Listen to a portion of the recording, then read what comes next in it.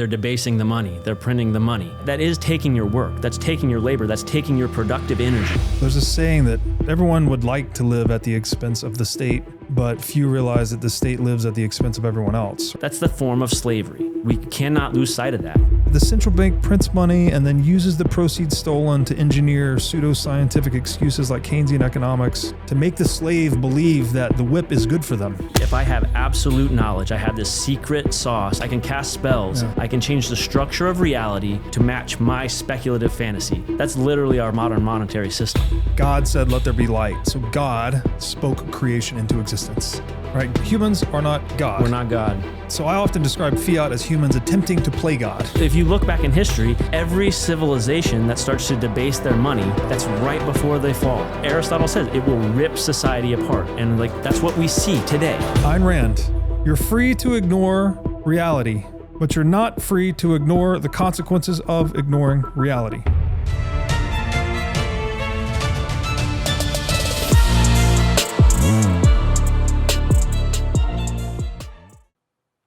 Neal, man, appreciate you making the trip out here. Super excited to have this conversation. You and I have been trading some messages for, I don't know, a few months. You're very deep in the Bitcoin philosophy rabbit hole, and you just published a book today of all days. Yep, good timing. Yeah, what's the title of the book, and maybe just tell us a little intro about it. The title is Modern Chains. It's really just we're just trying to shine a flashlight on our monetary system and see what happens. And even though we look like we're free and we're running around, we're doing all this stuff, the economic chains are invisible.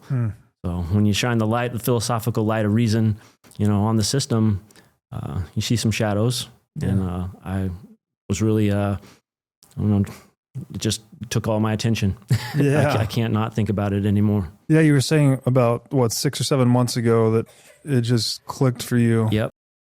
And you had to write the book. I had to. Yeah. Yeah. When, I don't know, they say strike when the iron's hot. And I was searing. So I just poured out of me. I poured my life, my soul, my mind into these pages. And I hope people will appreciate them. Yeah, you have written right here at the beginning, for those who sacrificed before me, that I may sacrifice for those who come after. I poured my soul into these pages, a record of testimony and conviction, because truth is owed and silence is surrender. I thought that was very powerful. And I was fortunate enough to look at your book before this. And man, it's excellent. Again, I thought, based on our exchanges, we were both sort of in the esoteric, dense philosophy conversation. And I really thought that's what the book was going to be like. Yeah. But then you sent me the book, and you've done an amazing job of distilling very complex, deep philosophical ideas into a very accessible format.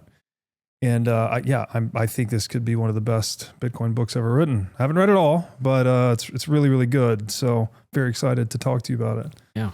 Let's start. So I don't normally do a lot of stuff on kind of personal background and whatnot, but I think yours is actually super relevant in both your inspiration for writing the book and the experience you've had in life that allows you to speak from a certain perspective that others cannot. So can we just start childhood monetary lessons, early life, professional career, everything leading up to writing the book? Yeah, growing up, I'm just a Kansas boy. Kansas is kind of a weird place. It's just in the middle of nowhere, lots of farms. And the thing about that is the culture, everyone's kind of tied directly or indirectly to the land. Mm-hmm. Everything pumps on the farming because that's what they're creating value, making food, raising livestock. And it kind of, that grounding kind of makes the culture, there's like a simplicity to the wisdom, you know? So growing up, I never thought about money, but it was just kind of, it was just assumed you work hard, you earn money. That was kind of the extent. And the generational kind of wisdom that comes from that is just okay, I work hard, save 10% of what I make, and I secure a prosperous life. That was just kind of everybody you just attack. You just go, you know, like execute that plan and you'll be okay. And it's like, you know, I never met my grandfather. He died before I was born, but hearing the stories about him, you know, he got married super young, you know, had 8 children, just worked at a little service station, you know, in the middle of rural Kansas. You know, it's just like he was able to provide for his wife and children, give them a good life, you know, and he built, you know, he was part of a rich community, you know, when everybody needs each other, you know, that economy, it builds an abundance, it builds prosperity, because like, hey, we're helping each other out, you know, value for value. And if we're making a trade that we both benefit from, I mean, it's just a win-win. Like it's just a positive sum game, and just makes the whole community rich.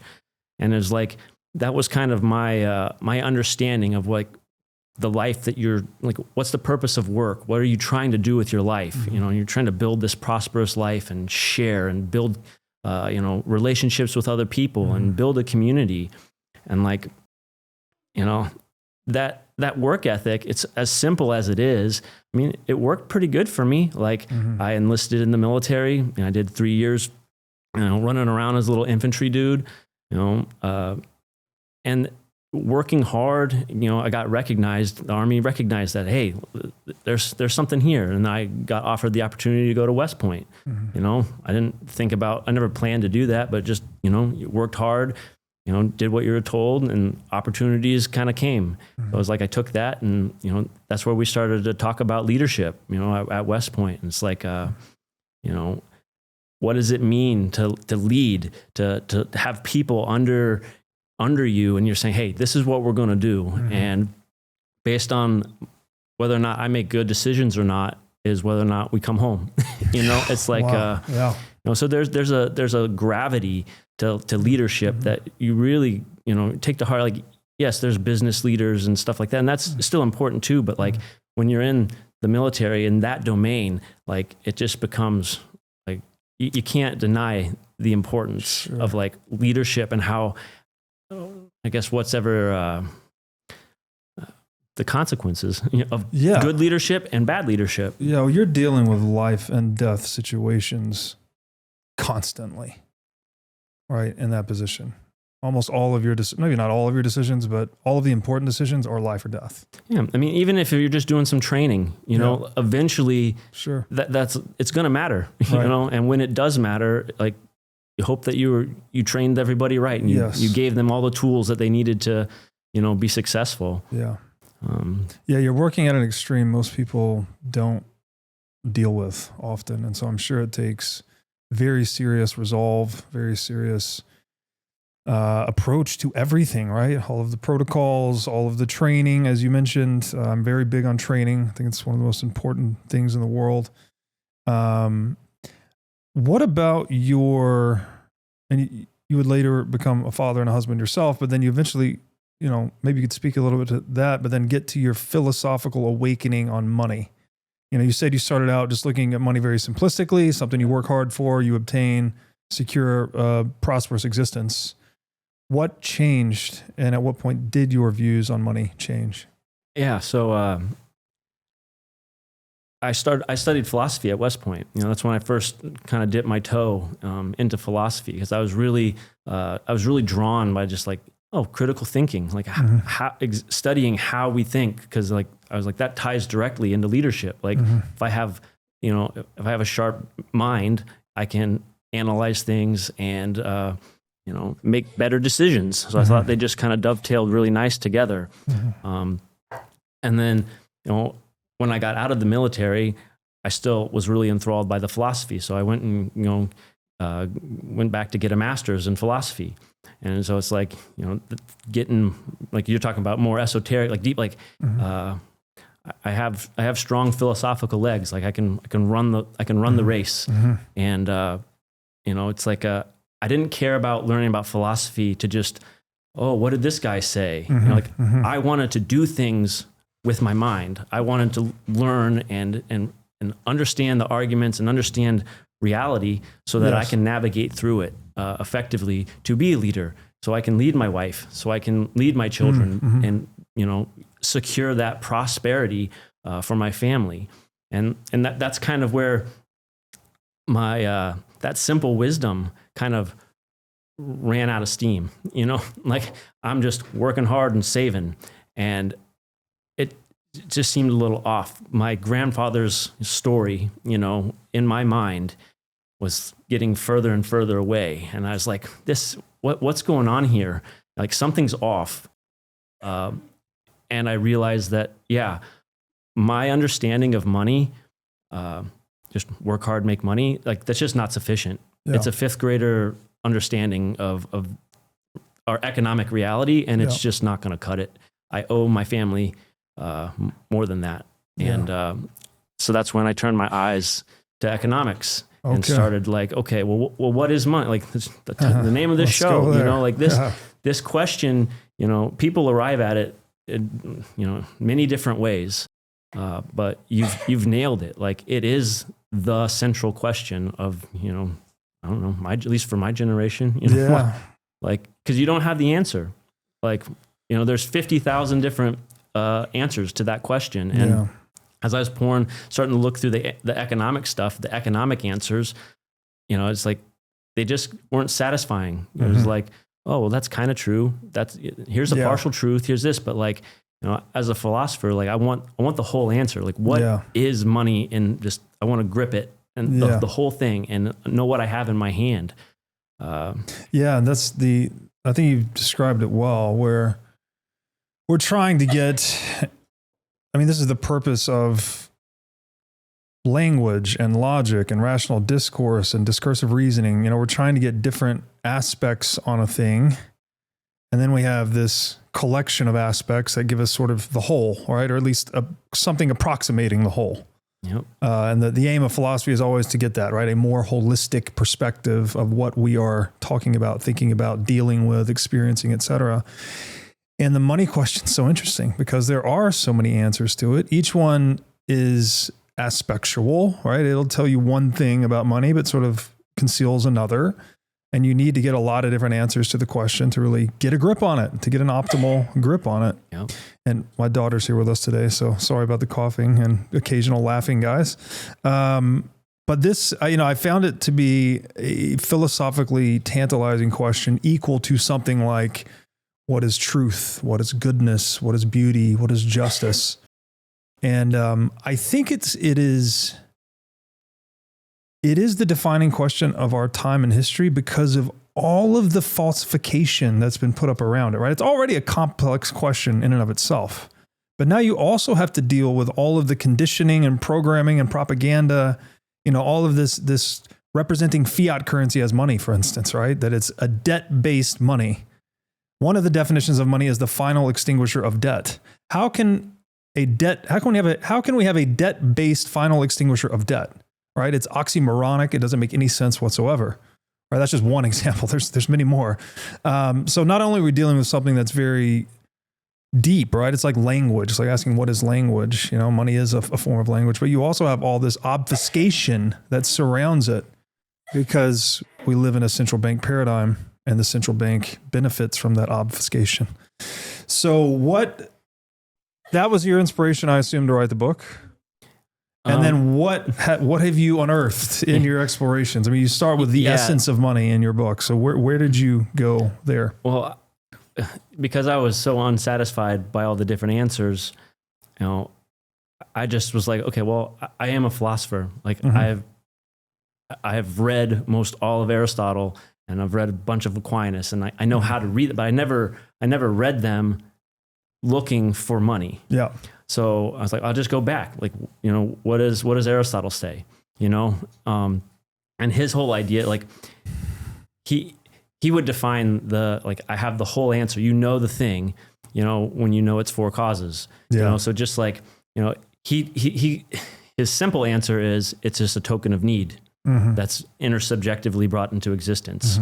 The act of people exchanging an object for their needs is what creates money. It's like, I was like, that makes a lot of sense. If there's no people, there's no money. If all the people go away, all the gold in the ground just It's a mineral. It sits there. Yeah. It's whatever. It takes people creating money. So Yes. it's like we create it. Got it. But he talks about, so the material, formal, efficient, and final causes of the thing, so like the material, what is that object? It's potencies, it's potential, these types of so when Menger is talking about saleability, all the circumstances and context that make a thing, sellable, it's like, okay, well, something can be more or less sellable. Yes. So it's like, okay, well, that list, it's almost an infinite list of material characteristics that make a thing, valuable, Right. to somebody else. It's just like, that's what he's talking about, material causes. The formal causes, like that's its function, its purpose. These are categories of belonging. We either exchange this object or we don't. Like it's not it doesn't admit of more or less, so it's just like, Aristotle, he's talking about this, about medium of exchange, store of value, unit of account, thousands of years ago. Yeah. And that's what he said, like, well, that's its form, so these functions that's what it does. So it's kind of odd when people talk about, oh, well, it's a good store of value or it's a bad store of value, because so now we're talking about degrees, and it's like that's kind of misses the point. When we exchange an object, when we actualize that function, well, it implies that there's already value stored in it, and there's a price that's associated with that. So like those functions come together, like they're bound together.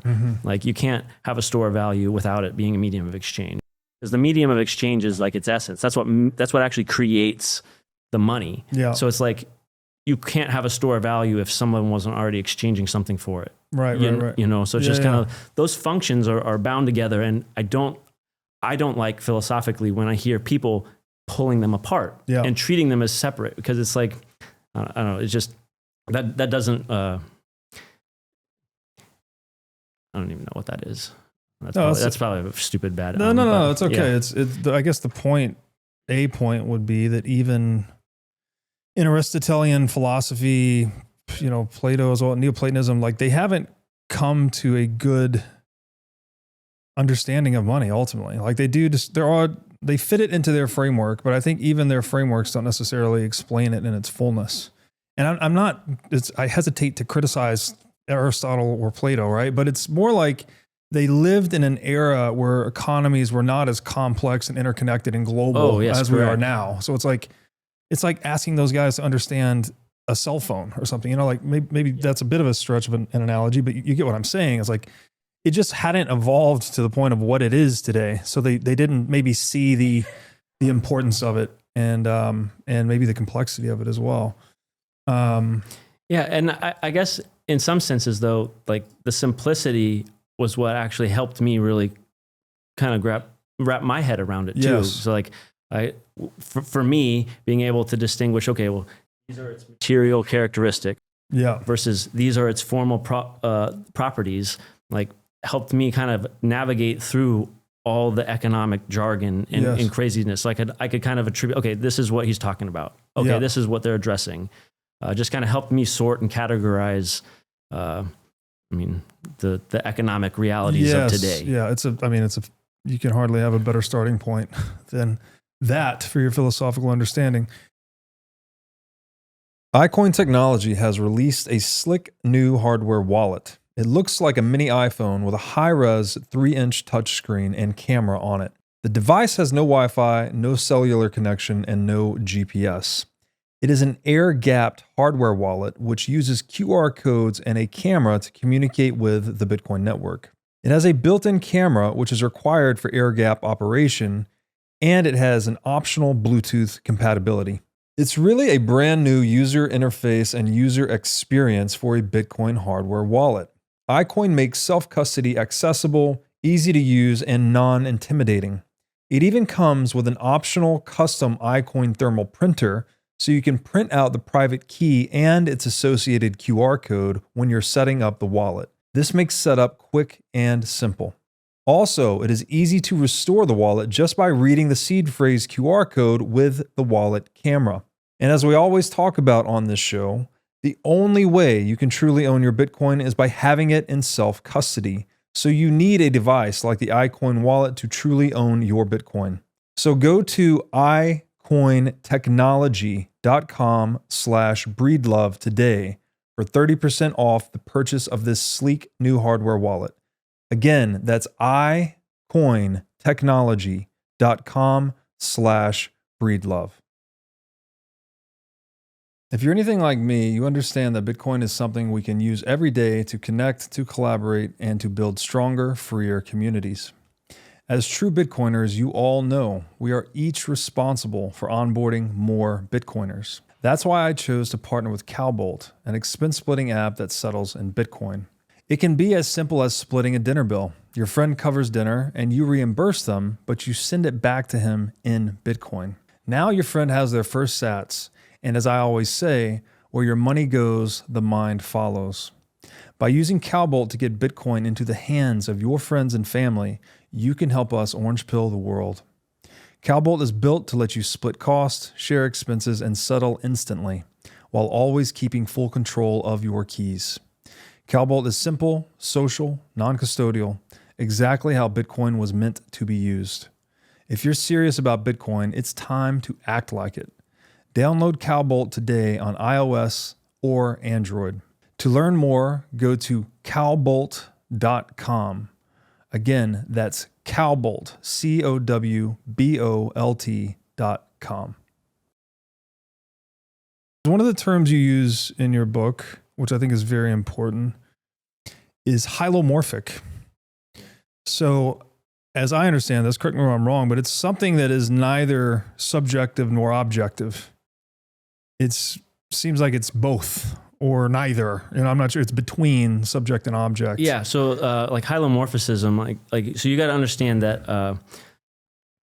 So in the metaphysics, Aristotle he's trying to understand what is reality. This is his book, right? The Metaphysics. The Metaphysics. Yes, and this is just people get scared of that term.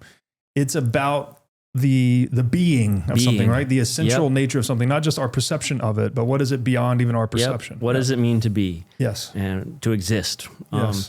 So it's like he's he's trying to understand what is reality? Yeah. And there's the there's basically he's caught between a rock and a hard place. People think that there's this it's like a static monism versus a dynamic monism. So people are like, oh, everything is just always changing. Right. Nothing actually is. It's always in motion. Yes. Everything's just there. So we can't say this is a glass because it's like it is, but then it can break. And it's relativism. It's just relativism. It's all everything's in motion. Nothing is. Yes. And it's like on the other side, it's just like no, everything is what it is, and there is no change. Yes. And it's like, well, there's logical contradictions. There's impasses that both of those kind of lines of thinking, run into. So he's trying to figure out, well, okay, obviously, reality, something is real. Mm-hmm. How do I describe that? And he comes into this, his solution is, hylomorphism. It's actuality and potential. It's this unity of both. Mm-hmm. There's like a tension between there. It's like, the ice is, hard and it has the potential to melt. And it's like, so he's trying to figure out a way to describe reality as, that we experience. Yeah. So it's this underlying realism where you're just like, okay, as a human being, I exist.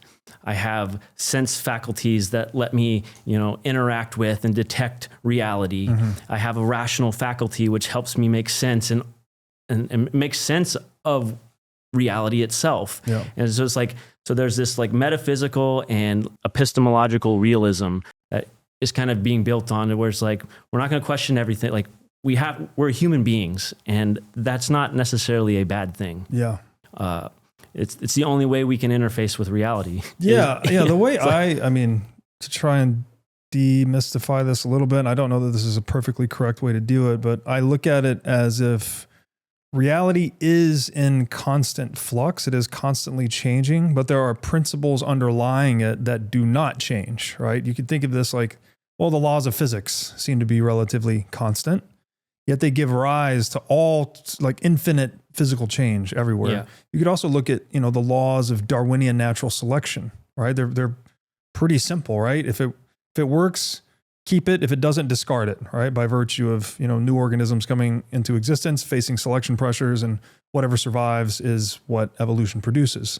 So there's simple laws underpinning it, but what is the final form of evolution, right? That doesn't make sense to ask that question. It's the variation. It's constantly changing to fit the selection pressures of any given environment. So there is this dynamism between static and dynamism, if you could say it that way. And so as humans, it's like we're dealing with that reality. Reason does give us access to the laws of physics, to Darwinian natural selection, but the actual naming or labeling of the instances or the manifestations from physics or from natural selection is what we're using language to do, right? So Yep. We're dealing with an infinitely complex reality, but there's an underlying unity in terms of the principles or laws or rules that govern the manifestation of that complexity. Yeah, we will know of reality as a human being. Yes. Like we don't have, and that's also very important. Yes. we don't have so this is we don't have absolute knowledge. No, you're right.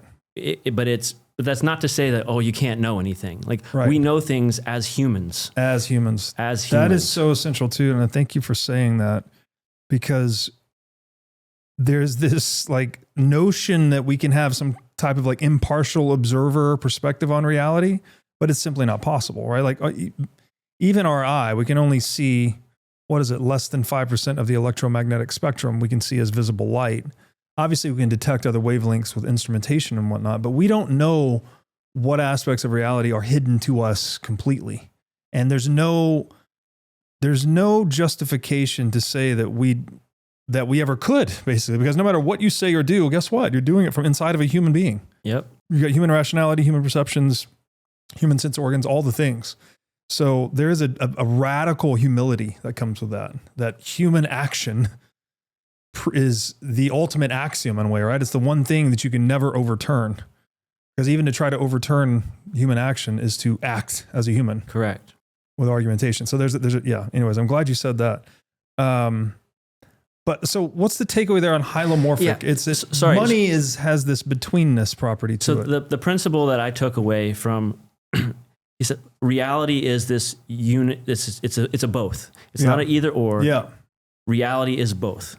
So I take that principle and now I apply it to everything. Yes. Like if anything is real, it needs to have a hylomorphic answer. Yes. If I'm going to be addressing it in reality. Yes. If I don't have a hylomorphic answer, I'm no longer addressing reality as it is, right, but rather as what I speculate it to be, or wouldn't it be nice if this or that? Like I'm only addressing a part, and just in some ways, you're just, if you take it as a whole, mistaking the part for the whole, because it's just incomplete. Yes. So with money, I need a hylomorphic answer. Yeah. Okay, so it's matter and it's form. Yeah. Together. Yeah. Not I can't discard one, throw it aside. Yeah.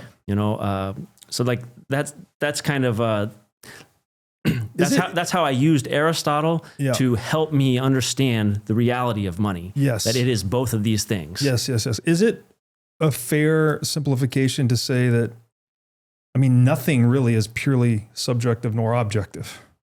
For a human being, correct. For a human being. Yeah. Thank you. And then so all of our understanding of anything has to be a little bit of both. Yes. And people get uncomfortable with that because it's like, then it's relativism. It's like, I'm okay with that tension. Yeah. I'm okay with a little bit of mystery because that's just what being human is. That's what being human is. Absolutely. If we're going to deal with reality. Yes. Like we can imagine a different world where I have absolute knowledge and I have That's this right. and that. But that's But imaginary. that's not, it's imaginary. Yes, it And does not exist. It doesn't matter. Yeah, the ancient Greeks, they used that word tonos to describe the dynamic tension between opposites, and that it's also been said that the mark of an intelligent mind is the ability to hold two opposing thoughts without, entertaining two opposing thoughts without accepting either. So like we are dealing with a reality that presents us with this mystery. There's always mystery behind it, and we have to accept that. It doesn't mean it's inaccessible. We can get deeper and closer to it through knowledge and training and know-how, all of these things, these modes of knowing, but there is always some inaccessible portion to it. The other term that's been used here is metaxu, I think, by the Neoplatonists, describing the same thing as hylomorphism, basically, that it's a betweenness, right? Like we're always assigning categories to talk about reality, to try and decomplexify all of its infinite manifestations. But there's always things that are intercategorical, right? There's always something between the lines. No matter how many lines we draw or how finely pixelated our worldview is, there's always more of reality between the lines. And it's that betweenness that is somehow like very essentially descriptive to language, to money, to mathematics, all of these things. And so it's hard to talk about because you're stuck in language to talk about the thing that's beyond language. But it's a theme we constantly revisit on this show. And so I thank you for bringing hylomorphic into the language around here. It's another helpful term. All right, I want to shift to your book now, if you don't mind. I mean, what I found to be really useful, because again, I had your outline, which is great, but when I started reading your book, I was like, okay, wow, this isn't just a hardcore philosophical, analytical philosophy treatise. Yeah, no, I already wrote one philosophy thesis, and like no one wants to read that. No one wants to read that. That. And you wrote something I think people really want to read. So if you're okay with this, I'm going to jump from the outline into your book and just read some excerpts. And I want to hear you riff on some of these things. So I'm going to start just right at the beginning of chapter 1, which you titled The Journey and Key Concepts. You write, slavery did not die. It evolved. Yes, the brutal imagery of whips and auction blocks has mostly faded, yet the essence endures. Systematically appropriating a person's work by force. Although today's outward trappings differ radically from chattel slavery, the same principle endures. Same form, different matter. What once bound human beings with iron shackles now ensnares them through currencies, contracts, and credit systems. I'll read one more excerpt. It's a little bit further down, and then I'd love to hear you sort of wax on this a bit. Indeed, profound material differences separate historical bondage from the modern economic injustices we face. Yet the form of the violation, the coerced extraction of another's work, remains the same. By highlighting this continuity of form, we do not trivialize or erase the immeasurable cruelty of chattel slavery. Rather, we show how a timeless evil adapts itself in new guises. What once required physical shackles and overseers now achieves the same end through economic subjugation, draining work while keeping people blind to its machinery. If we refuse to name it for what it is, we risk letting that evil flourish once again, only with subtler methods and sanitized rhetoric. Great example of just your writing. It's not analytical philosophy here. You're writing something very compelling. And from the heart. And from the heart, yeah. So maybe we didn't get much into your military background, but maybe you could give a little bit of that and how it inspired you to start this book. Yeah. So, I mean, talking about the form of slavery, so we just got done talking a little bit about matter and form, this hylomorphic answer. And like, when we're talking with form, we're talking about, remember, it's not things of, it's a category of belonging. What's its function, so as I was getting the what is money question kind of answered, the next question that followed, okay, well, what is debasement, right? They're debasing the money. They're printing the money. The money supply is expanding. Okay, well, what does that do? What does that mean technically and morally? that's kind of like, that was the next stage of my like inquiry. You know, it's like, okay, when they're debasing the money, it's diluting, right? They talk about diluting the value, but what is that? If money is this capsule, we could say money is the measure of value, and value is essentially the measure of motion towards an end. You know, what can actualize your needs? Yes. Going back to Aristotle, it's like, so when they dilute that, they're diluting the value. They're extracting stored value in a money and putting it in something else. It's like, okay, well, what is that value? Okay, it's that motion. It's my work, my energy that I'm investing in to an end, to accomplish something, to create value. So by taking the value, like that is taking your work. That's taking your labor. That's taking your productive energy. Yeah. You know, because like that's the form of debasement. And I was like, that's the form of slavery. You know, so when we're understanding the form, we have to, Aristotle was that we were stripping away all the accidents. You know, which is the individual instances of a thing. Anything that could be different.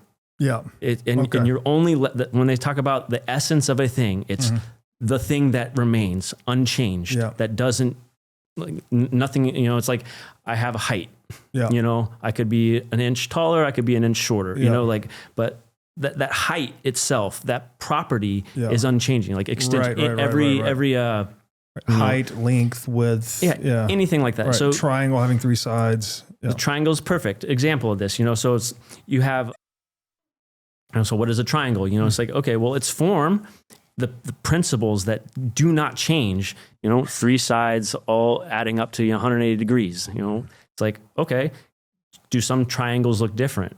Yeah, they can be bigger, smaller, they can equilateral, they could be a right angle. It's like, yeah, those things change and different, but that's not the essence of a triangle. That's not how you define it. So when we strip away all the accidents of chattel slavery, and we strip away all the accidents of, you know, debasement, you have the exact same essence, that connection. And it's like, that is such a powerful truth. And it's a truth that, like, we cannot lose sight of that. Like this, it's not some, oh man, they're debasing our money. It's just kind of, unfortunate. It hurts a little bit, but we put a little inflation, whatever, I guess, whatever it takes to keep, you know, society going. It's like, no, all those justifications, you know, they do not override this immoral, you know, injustice. Right. And it's like, nobody would be like, oh, it's a little slavery is okay. You know, like, like I got a couple slaves in the back. Like no one would say like, oh, that's okay. Yeah. It's today. Yeah. Like, but that warrants the same principled rejection. Yeah. And it's like, if people can see that, you know, I don't know. That's what, you know, coming back to this leadership thing with the military, it's like, you know, what's a cause worth dying for? You know, I deployed twice, went overseas to fight in the forever wars. You know, my country asked me to, you know, rationalize and come to terms with my mortality. What does it mean to risk your life for your country? What does it mean to, you know, be willing to sacrifice yourself for something greater than yourself?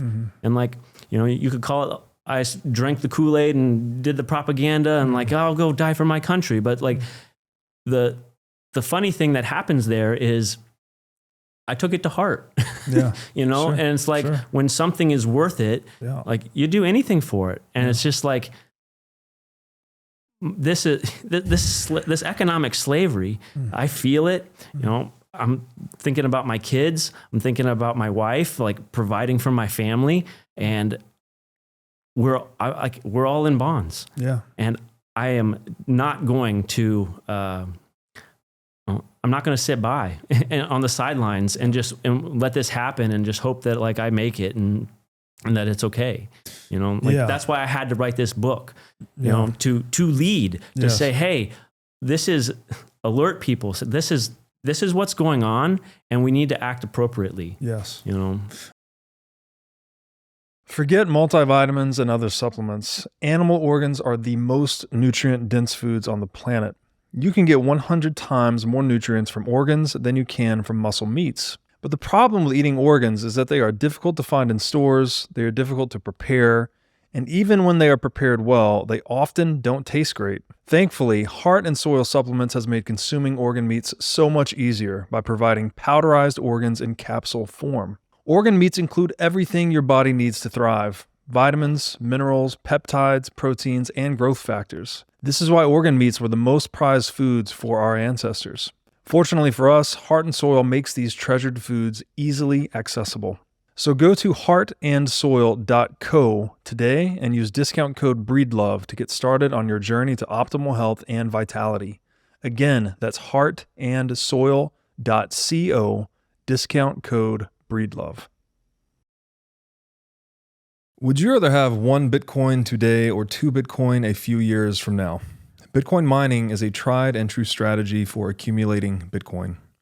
Over a 2 to 4 year time frame, successful miners have consistently accumulated more Bitcoin than they otherwise would with a traditional dollar cost average strategy.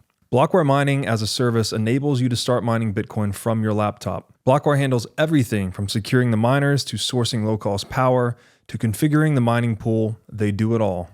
Plus, with Blockware's one-of-a-kind mining marketplace, you can buy and sell live Bitcoin miners with just a few keystrokes. In this marketplace, buyers get to purchase live machines at vetted facilities, enabling them to mine with zero lead time. And sellers get the opportunity to liquidate their machines and hosting contracts at will. This means you can mine Bitcoin with zero long-term commitment and high liquidity on your mining rigs. Blockware will even cover your energy bill for 1 week per mining rig when you sign up at mining.blockwaresolutions.com/breedlove. Again, that's 1 free week of Bitcoin mining at mining.blockwaresolutions.com/breedlove. And on top of this offer, you can also use code BREEDLOVE to get $100 off your first mining rig with Blockware Solutions. There's a saying that everyone would like to live at the expense of the state, but few realize that the state lives at the expense of everyone else, right? So everyone wants a free lunch. Everyone wants something for nothing, right? This is notorious way in which politicians get reelected, right? They just promise free stuff, right? Of course, none of the stuff is actually free. It's all stolen through taxation or inflation and then, quote unquote, redistributed. Although that's not an accurate term either. It's just distributed. It's stolen and then distributed to someone else. See, I don't even like the term stolen. Okay. I really don't. The moral philosopher in me just jumps up on the table when I hear people talking about stealing and, it's I've heard debasement is a tax. It's the silent tax. Mm-hmm.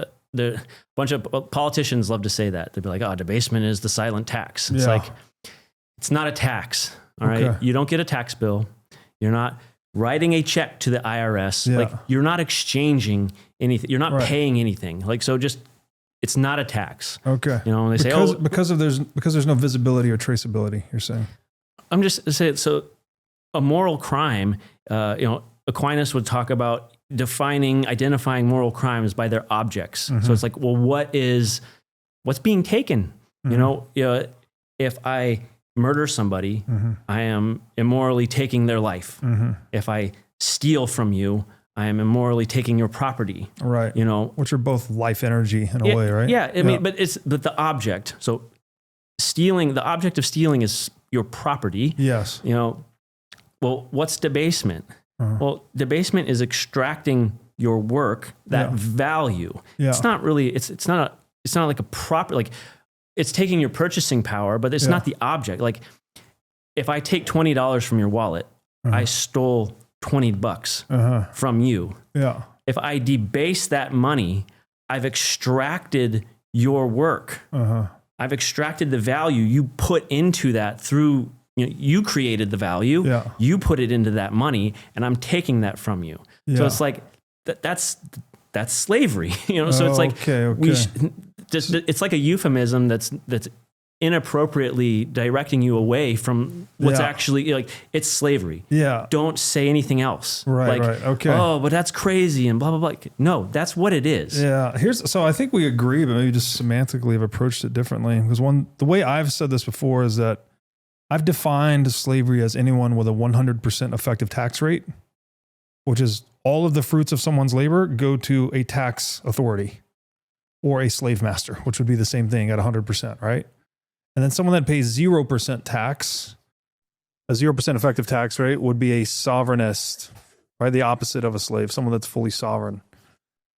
Well, you want to know what percentage of a slave you are? Just tell me your effective tax rate, right? 35%, 45%, 15%, whatever it is. That's what percentage unfree you are. Another way to say this is like, okay, if you're paying a 25% effective tax rate, that means you work 12 months out of every year. 3 months of that work goes to the tax authority, right? That's you paying your slave dues, and the other 9 months you get to keep.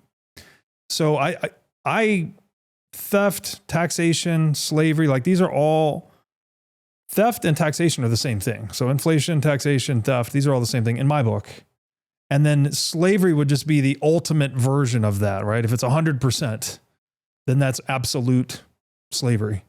Anything less than that is just some percentage on the continuum, right? From free person to slave.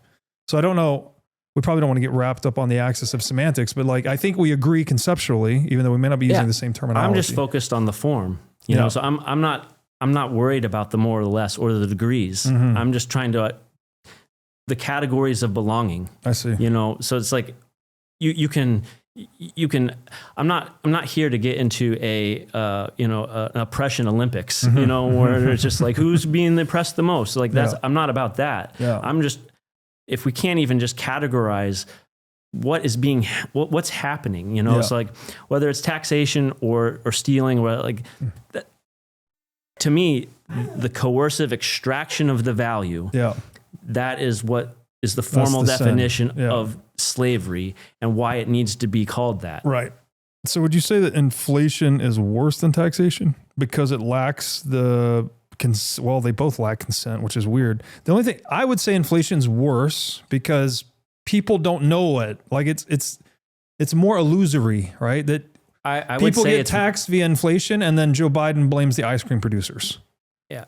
But when you get a tax bill, at least you know, oh, Uncle Sam sent me a tax bill. Yeah. The debasement is significantly worse because, and this is also Aquinas talking about, so, well, what's the object that's being damaged? What's like, and it's stripping away your human dignity. Yeah. You know, so like you get a tax bill, you pay it, like the extent that it degrades your dignity as a human being, as a human object. Right. I don't think those are even comparable. Right. I see. Yeah. Cause at least you don't consent to pay tax, but you do voluntarily pay it. Right. This is the same as if someone mugs you in an alley at gunpoint, you voluntarily hand him your wallet. It's not consensual because you're under duress. Yep. Right? There's a subtle distinction between voluntary and consensual, but you do voluntarily hand it out. Involuntary is like when you have a heart attack, right? It's coerced. There's force being involved. Of course it's coerced, but I guess something can be coerced and voluntary is the point. Involuntary is more like if you have a heart attack, you have a seizure, right? These are involuntary things. So, I would agree actually there that inflation is worse because it's not even voluntary. Right, the people don't even know that they don't even know what's happening. Yeah, which is by design, of course. When the Fed injects $6 trillion into the economy, you wake up and you don't even know it. Well, you know what's even more insidious about it is people often celebrate it because they get a check in the mail signed by Donald Trump or whoever, and they think, "Oh, this is great. We printed money." And it's like, wait a minute, you got a $3,800 check.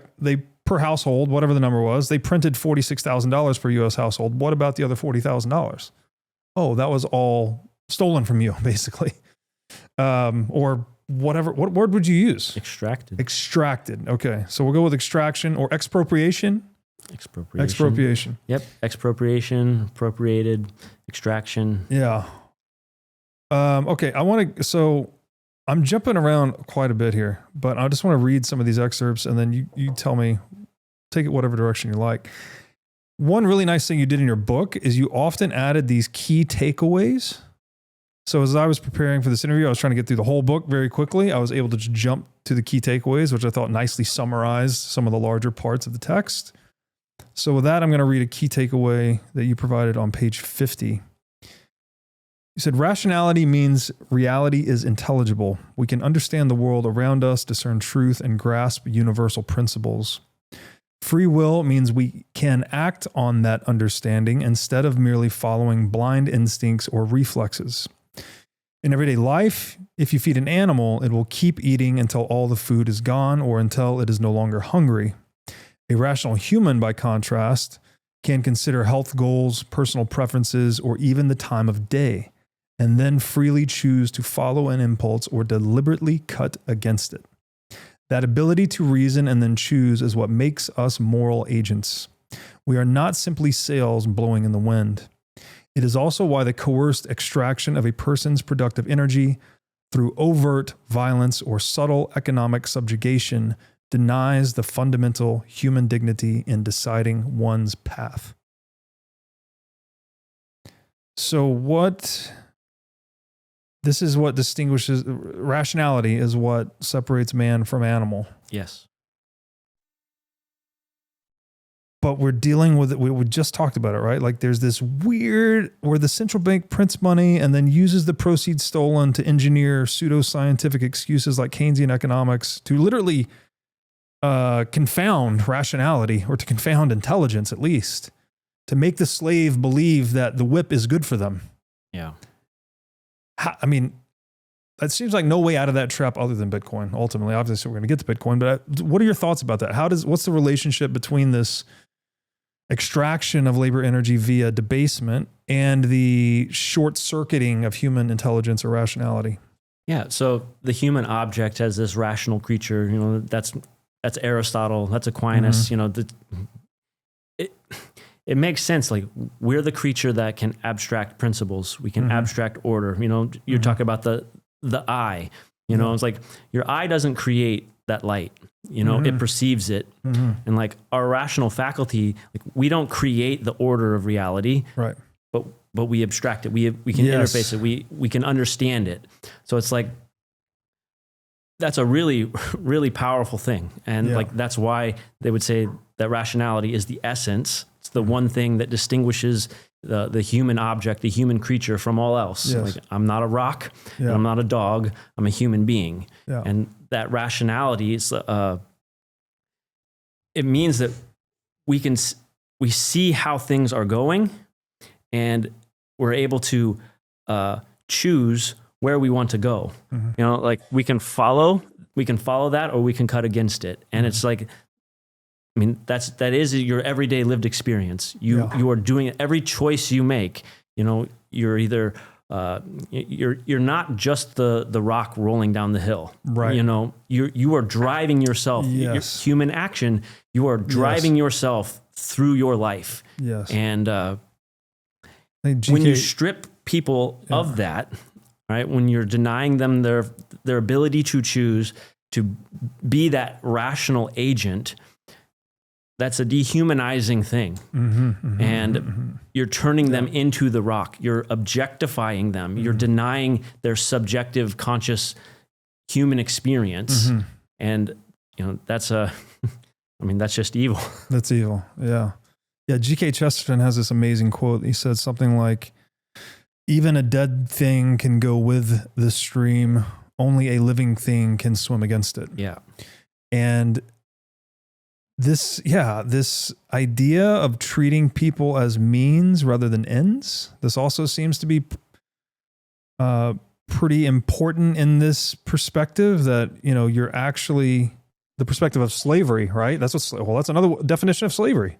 You're treating people as means rather than ends, or you're treating people as property rather than human beings, right? With dignity and rationality and self-ownership and all of these things. So, and means and ends, this also gets to the human action discussion, right? Because that is the definition of action, right? A human can never be the ends. It can never be the means. The human can never be the means. Yes. Now, and this is subtle too. This is subtle. I think about this a lot. Because we are means to one another's ends. And consensually, that's okay, right? You're a guest on my podcast right now. Okay, that's a means to my end of producing a podcast. Okay, but that's fine. You're not here under duress, are you? Okay? No. Blink twice. You're here out of consensual exchange, right? You wrote a book, you're promoting a book, you've got ideas you want to share, all the things. So now we come together in consent, and I'm being the means to your end, right? Of promoting or spreading the ideas you want to spread. That's good. That's capitalism, right? That's cooperation. There's another magical human quality is that we can cooperate like no other animal can through this principle of consent. So there's this subtle thing here where it's okay to be means to one another's ends. It's not okay to force people to be means to your ends. That is slavery. Tell me where I'm wrong about that. I mean, I understand what you're saying. And I guess I don't conceptualize it as we're using each other as means. We're just human beings acting and coming together. We're helping each other. We're helping each other. We are creating. In the same way a hammer helps me build a house, right? Maybe the help is subtly different, right? Humans are more complex than hammers. But it's still, what you said earlier, value is that which accelerates you towards the achievement of an aim. So you didn't say that exactly. I'm treating you as a human being. You're treating me as a human being. Mm-hmm. Our interests are aligned. Yes. We're coming together to create this value for value exchange, which is making the world a better place. Like my world's better, your world's better. I don't see the coming together of these interests as a using. Okay. Okay. I don't know. So I understand what you're saying, and you can think of it that way. But I guess I'm a little more optimistic. Like, I don't know. I see that coming together of, I don't know. It's just it's collaboration, cooperation. It's a collaboration. Yeah. It's all, and I would say that it's cooperation. Yeah. Like, if we're going to say something is being used as a means, a person, then I'm more extracting. It's like, I don't know. Maybe it's fine. It's again semantic quibble. Perhaps we're on the same wavelength conceptually, but I'm like, when I operate my laptop, right? I'm operating it. I'm really cooperating it actually, because I don't know how this thing works all the way down to binary. Yep. It's working with me, so we're like in this relational thing. But between humans, I don't know. It always comes down to me to the principle of consent. Like, as long as consent is being mutually honored, then it's all good. It's life, liberty, property, leave people alone. Like, as long as people are consensually engaging with one another, then you almost can't do wrong. Yeah. Like in our relations, if we're both paying reverence to the other's human dignity, I don't think any venture like that cooperative venture is good. Yeah. And if you were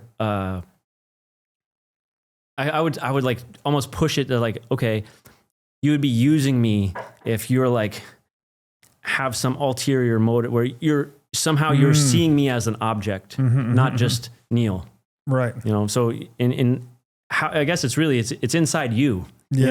I am not using you as an object. I'm not using you as a means. I'm treating you as the human being that is Robert, and we're just coming together. And if you see me as an object where you're like, I'm going to use him to get my content, then, well, that's in you. Like, you would, I guess, I don't know if that makes any sense. No, it does. I think I put less of a negative connotation on the word means. Like, I think being, like, I love to be the means to you. Like, a guy like you writing a book like this, like, I want to be the means to help promote these ideas, right? I'm not thinking like, oh, he's using me, So I think maybe there's just emotional association that's slightly different with the word. Like I said, I understand. I completely understand how you are using that. And in that context, it makes perfect sense. Have you ever wanted to start a business in the Bitcoin space? If so, then the Wolf Startup Accelerator could be for you. Wolf is the first startup accelerator dedicated exclusively to businesses developing in the Bitcoin Lightning Network. 4 times each year, Wolf brings teams from around the world to New York City to work with like-minded entrepreneurs, pushing the boundaries of what's possible with Bitcoin and Lightning. The program is designed to help early-stage companies achieve product-market fit, develop their brand, secure early-stage funding, and grow businesses that fuel the global adoption of Bitcoin. Go to wolfnyc.com to learn more or apply today. Again, that's Wolf, WOLF, NYC.com. Bitcoin custody is evolving. Both self-custody and single third-party custody come with significant risk and trade-offs. Onramp is pioneering a new standard, multi-institution custody, which eliminates single points of failure, adding fault tolerance and redundancy to your setup. Onramp secures your Bitcoin in a segregated cold storage multi-key vault, guarded by 3 independent institutional-grade custodians, none of which have unilateral control over your keys. Your funds are fully auditable on-chain, cannot be rehypothecated, and can only move or be withdrawn at your explicit direction. Multi-institution custody removes the technical, mental, and physical burdens of private key management, providing unparalleled peace of mind for you and your loved ones. Bitcoin is money, and as the price continues to appreciate, Onramp helps you seamlessly tap into financial services like trading, inheritance, insurance, loans, IRAs, and more, all without compromising on security or accessibility. Schedule a consultation with the Onramp team to learn more at onrampbitcoin.com/breedlove. Again, that's onrampbitcoin.com/breedlove. I'm going to jump in with another excerpt here. Sounds good. And this one's from page 75. You wrote, like all real things, money is a union of form and matter. This is not some abstract theory of money, but a recognition of what money actually is in objective reality. While money exists materially as an object, it only comes into being formally through human creation and collective agreement. It belongs to both a natural category within reality and a social category within the human mind. Again, there's that betweenness. Yep. You go on to write, money's form comprises its universal functions, medium of exchange, unit of account, and store of value, while its matter consists of the tangible attributes and characteristics that allow it to serve these functions, paper bills, metal coins, or digital code. Overlooking this dual nature leads to the same philosophical traps that ensnare materialists, reducing money to either mere physical objects or abstract symbols. Without grasping its true nature, one inevitably falls into a false dichotomy, seeing money as either purely subjective or purely objective. Both views, incomplete and narrow, obscure the deeper reality of money's function, and more critically, its manipulation as a tool for immorally appropriating human work. I know we've already kind of talked about this, but it was a passage that really jumped out at me, so I thought I would read it again. Yeah. What is it about our failure to understand money as neither or either, or if you see it either purely subjective or either purely objective, what is it about that obfuscates it in a way that allows it to be used as a tool for expropriating human work? Yeah. So I think the best way to describe it, we'll just use 2 examples of both sides and we'll kind of show how it fails. So we'll just use Marx and Mises, right? And I know Mises is, beloved to many people listening on this, and there will be a critique, but it's said with love. So if we objectify or we subjectify money, we're objectifying or subjectifying value, right? We're saying it's either or, we're denying the bothness. We're denying that hylomorphic answer. So on the one hand, Marx, he completely objectifies it, right? His labor theory of value, he says it's literally the quantity, that's his words, quantity of labor equals value, right? So he's denying the subject. He's denying that money exists. It's just this it's all matter. It's just this thing that we dump into it. He's denying preference. He's denying function. Like, I might value this water more than you do because I'm more parched. Yes. We have to account for the subject. Yes. that you have preferences, you have needs. Like, your needs are different than my needs, and where they meet is kind of where these exchanges of value come from. And so Marx completely objectifies it and denies the subject. Well, Mies, in Human Action, he says, I have the quote in the book, but he said, it's not intrinsic. It's not in the object. Oh, I know this it's one. It's only a preference. Well, yeah, he says value does not exist in the object. It exists within us. It's how we respond to the conditions of our environment. Yeah. Yeah. And for everything that he gets right, I would say he goes one step too far there by denying the object. Like that's what he's doing. When he says it's not in the object. Well, the hylomorphic answer is that value exists in the object potentially. Yeah. And it takes the subject to actualize it. Yes. So it's like, it's between the subject and the object. It's putting the two together that makes that right. So yes. Yeah. In a simple example, and I put this in the book, but if we take a moon rock, right, according to, if we're applying the labor theory of value, that's probably the most valuable object on all the planet because it's taken 1,000 years of engineering and crazy months and rockets and all this stuff to go and grab this little moon rock, and we bring it back down and we say, this is the most valuable thing on Earth because we've put the most labor into acquiring it. Sounds like something a Marxist would say. Yeah. And it's like, okay, well, what is it doing? Yeah. What's its function? What is it? It's doing nothing. So it's like, if money is this measure of value and value is the measure of motion towards the end. Yeah. Without the subject attributing, hey, this is the end, this is its function. Or without direction, you can't have a value. That's so right. like that moon rock from the Marx like perspective, it's just like, it doesn't even make sense at all. Like, how can it have value? It's not doing anything. It's not, oh, I'm looking at it or whatever. Like that's fine. But when we go on the opposite side of that, so me says it's not in the object. Yeah. So the moon rock is just whatever's in my mind that I'm attributing to it. And it's like, okay, well, if I'm hungry, it doesn't matter how much I think I value that rock and I eat it. I'm going to eat the moon rock. Yeah. Like, well, that moon rock has no potential to nourish me. Yeah.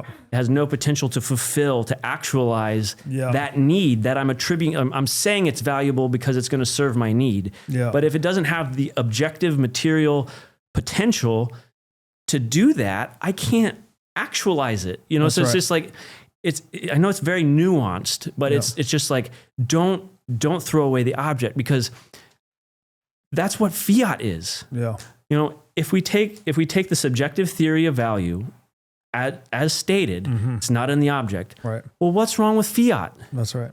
I think it's valuable. Yeah. It serves my function, blah, blah, blah, blah, blah. Yeah. Well, the material object that is fiat has no potential.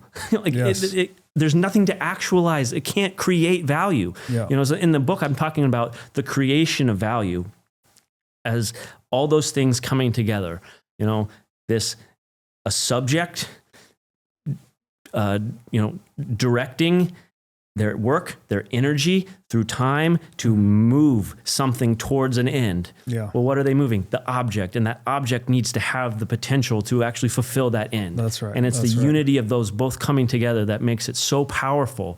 And that's why fiat doesn't produce anything because it doesn't create anything. Yes. Fiat is literally by decree. It is something from nothing. It's a value proposition of something from nothing, but nothing can come, it cannot do it. Right. Yeah, no, it's an excellent point. It reminds me of this common description of money as a belief system, that it's just like, oh, you can be Christian or Buddhist or Muslim, like just choose whatever belief you want. Yeah, like that would just be, it's all subjective. Right. It's whatever you think it is. This is pure relativism, pure subjectivism. You just choose whatever you want, choose your own adventure, and then whatever you choose will work, right? And that falls flat hard because that totally ignores all the evolutionary history of money, all of the actual properties of money, right? That make some money's good, or some technologies as money good, some technologies as money bad, which is another way of saying useful, right? Like you can try to use a marshmallow as a hammer, but it's not going to work, right? It's not going to drive nails, period, right? It doesn't matter how subjectively you believe in it, how much you meditate, pray, whatever, it's a marshmallow. It's not going to drive a nail, the end, right? The same is true for money as a tool. There are better tools for the job and there are worse tools for the job. Just so happens with money, though, that it has this weird, like, winner take all network effect dynamic that, like, actually the larger a monetary network is and the more deeper its liquidity, which is almost saying the same thing, the more valuable it is, right? So we tend to have one money become dominant because it gives you a wider set of trading partners, basically. Yeah. That's why we had one gold. That's why we're going to have one digital gold, basically. Even in that framework, the value of it, it's moving faster to those ends. Yes. Which makes it more valuable. Like that's how it comes together. And in reality, like that's, we're trying to anchor ourselves, ground ourselves in economic reality. Yes. Not subjective fantasy. Exactly. Not speculative, yes, dreams and unicorns. Yeah, exactly. So this idea that, yes, money, and this is, again, we're in the betweenness, right? Money is subjectively selected on the market, right? People come together and choose what best fulfills the functions of money for them individually. But then the culmination point of that is there is one money, that one monetary network, right? Or tends toward one monetary network. And that becomes an objective fact, right? Like gold is objectively better money than marshmallows or whatever, tacos, bananas, whatever. Correct. Right? And so you're in this betweenness. It's not a purely subjective phenomenon. It's not a purely objective phenomenon. It's the fittedness between the subject and the object from which money emerges. Yep. Gold is better money. It's a superior money to the marshmallow because of its material attributes. The things that can be more or less of it. Yes. Gold pushes, it has more power. Yes. That's like, so when we're talking material, like potency, power, like potential, those are used like interchangeably. That's right. And like Aristotelian, they use those words interchangeably. So it's just like, that's what makes gold powerful money, or we say more powerful than the marshmallow. Yeah. No, it's well said. And you have this excerpt that I think crystallizes it well in the book.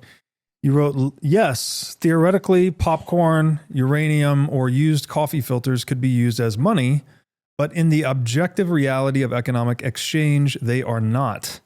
Their failure is not a matter of opinion, but a consequence of their practical inability to fulfill the universal functions of money. Calling a wet noodle a joist will not keep a structure from collapsing. Money that cannot bear the weight of its function is as useless as a rope made of sand.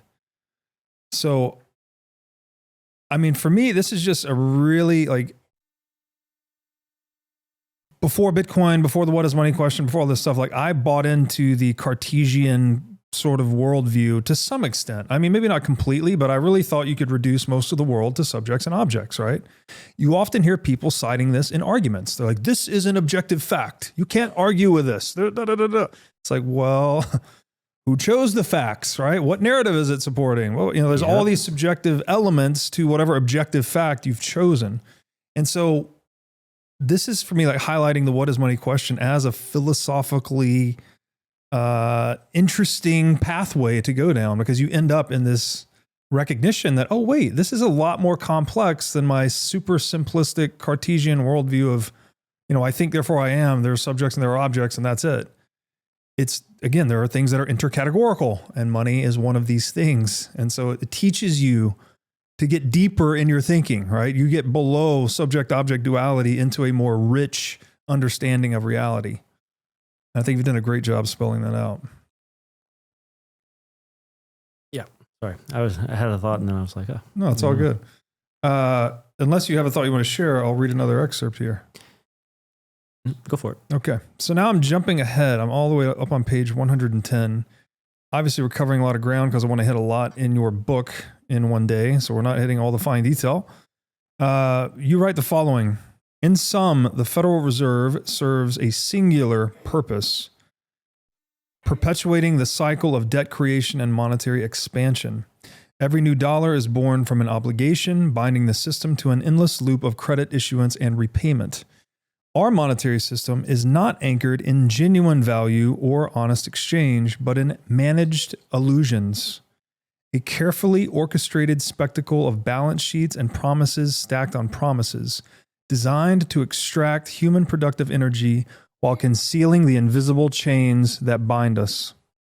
This entire infrastructure depends on the belief that value emerges from mere decree, a monetary Gnosticism that denies natural law and the reality that work produces value.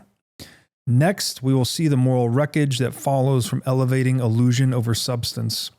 What began as a tool to facilitate trade has become an instrument of control, ensnaring humanity in a system where autonomy is bartered for the illusion of security. And all of it is sustained by the fragile belief that the cycle will never break. Very powerful wording. It's a little bit discontinuous here because now we're into the central banking fiat paradigm discussion, which we just kind of jumped out of the philosophical nature of money into that. So maybe you could provide a little bit of bridging between the two domains.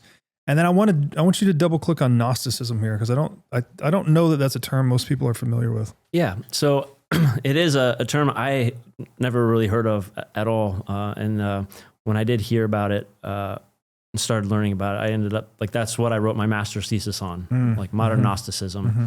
And it's the various types and its manifestations. And I was captivated by the social problems and social issues of the day. But generally speaking, so when we're talking about, okay, so what does it mean for something Gnostic? It's this ancient belief, right?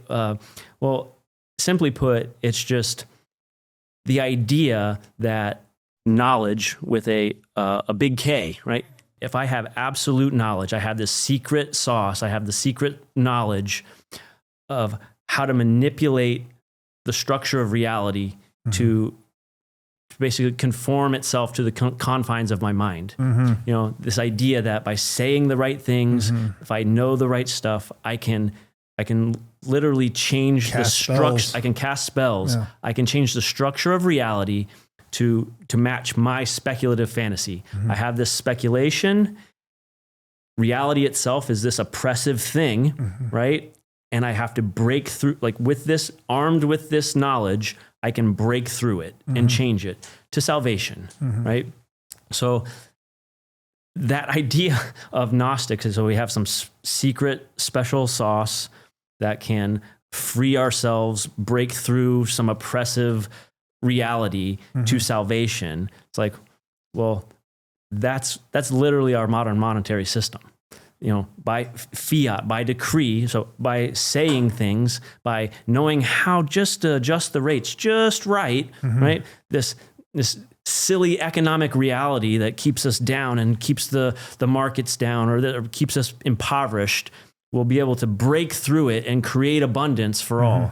And it's like, it hasn't been producing that salvation because it's not real. That's right. Yeah. It's not real at all. It's not creating any value, so it can't fulfill its function as money. One of my highest health priorities is keeping my brain in top shape. To take care of my brain power, I do many things, such as striving to read, write, exercise, and meditate daily. One of the latest tools in my brain power toolkit is MindLab Pro. MindLab Pro is a nootropic supplement that is scientifically proven to enhance your brain power. When I take MindLab Pro, my mind feels like it has a better grip on the world, my thinking is more lucid, and the articulation of my speech is radically improved. MindLab Pro has been tested in rigorous, double-blind, placebo-controlled human trials and has been proven to enhance brain power for users in every age group. MindLab Pro is an advanced formulation of 11 nootropic ingredients and is backed by research from over 1,400 human trials conducted over the past 32 years. So if you're looking to enhance your brain power, MindLab Pro is an excellent solution. Go to mindlabpro.com/breedlove to start enhancing your brain power today. Again, that's mindlabpro.com/breedlove. Knowing when to buy Bitcoin can feel complicated, and knowing how much to buy can be overwhelming, and getting started can be a headache, but it doesn't have to be.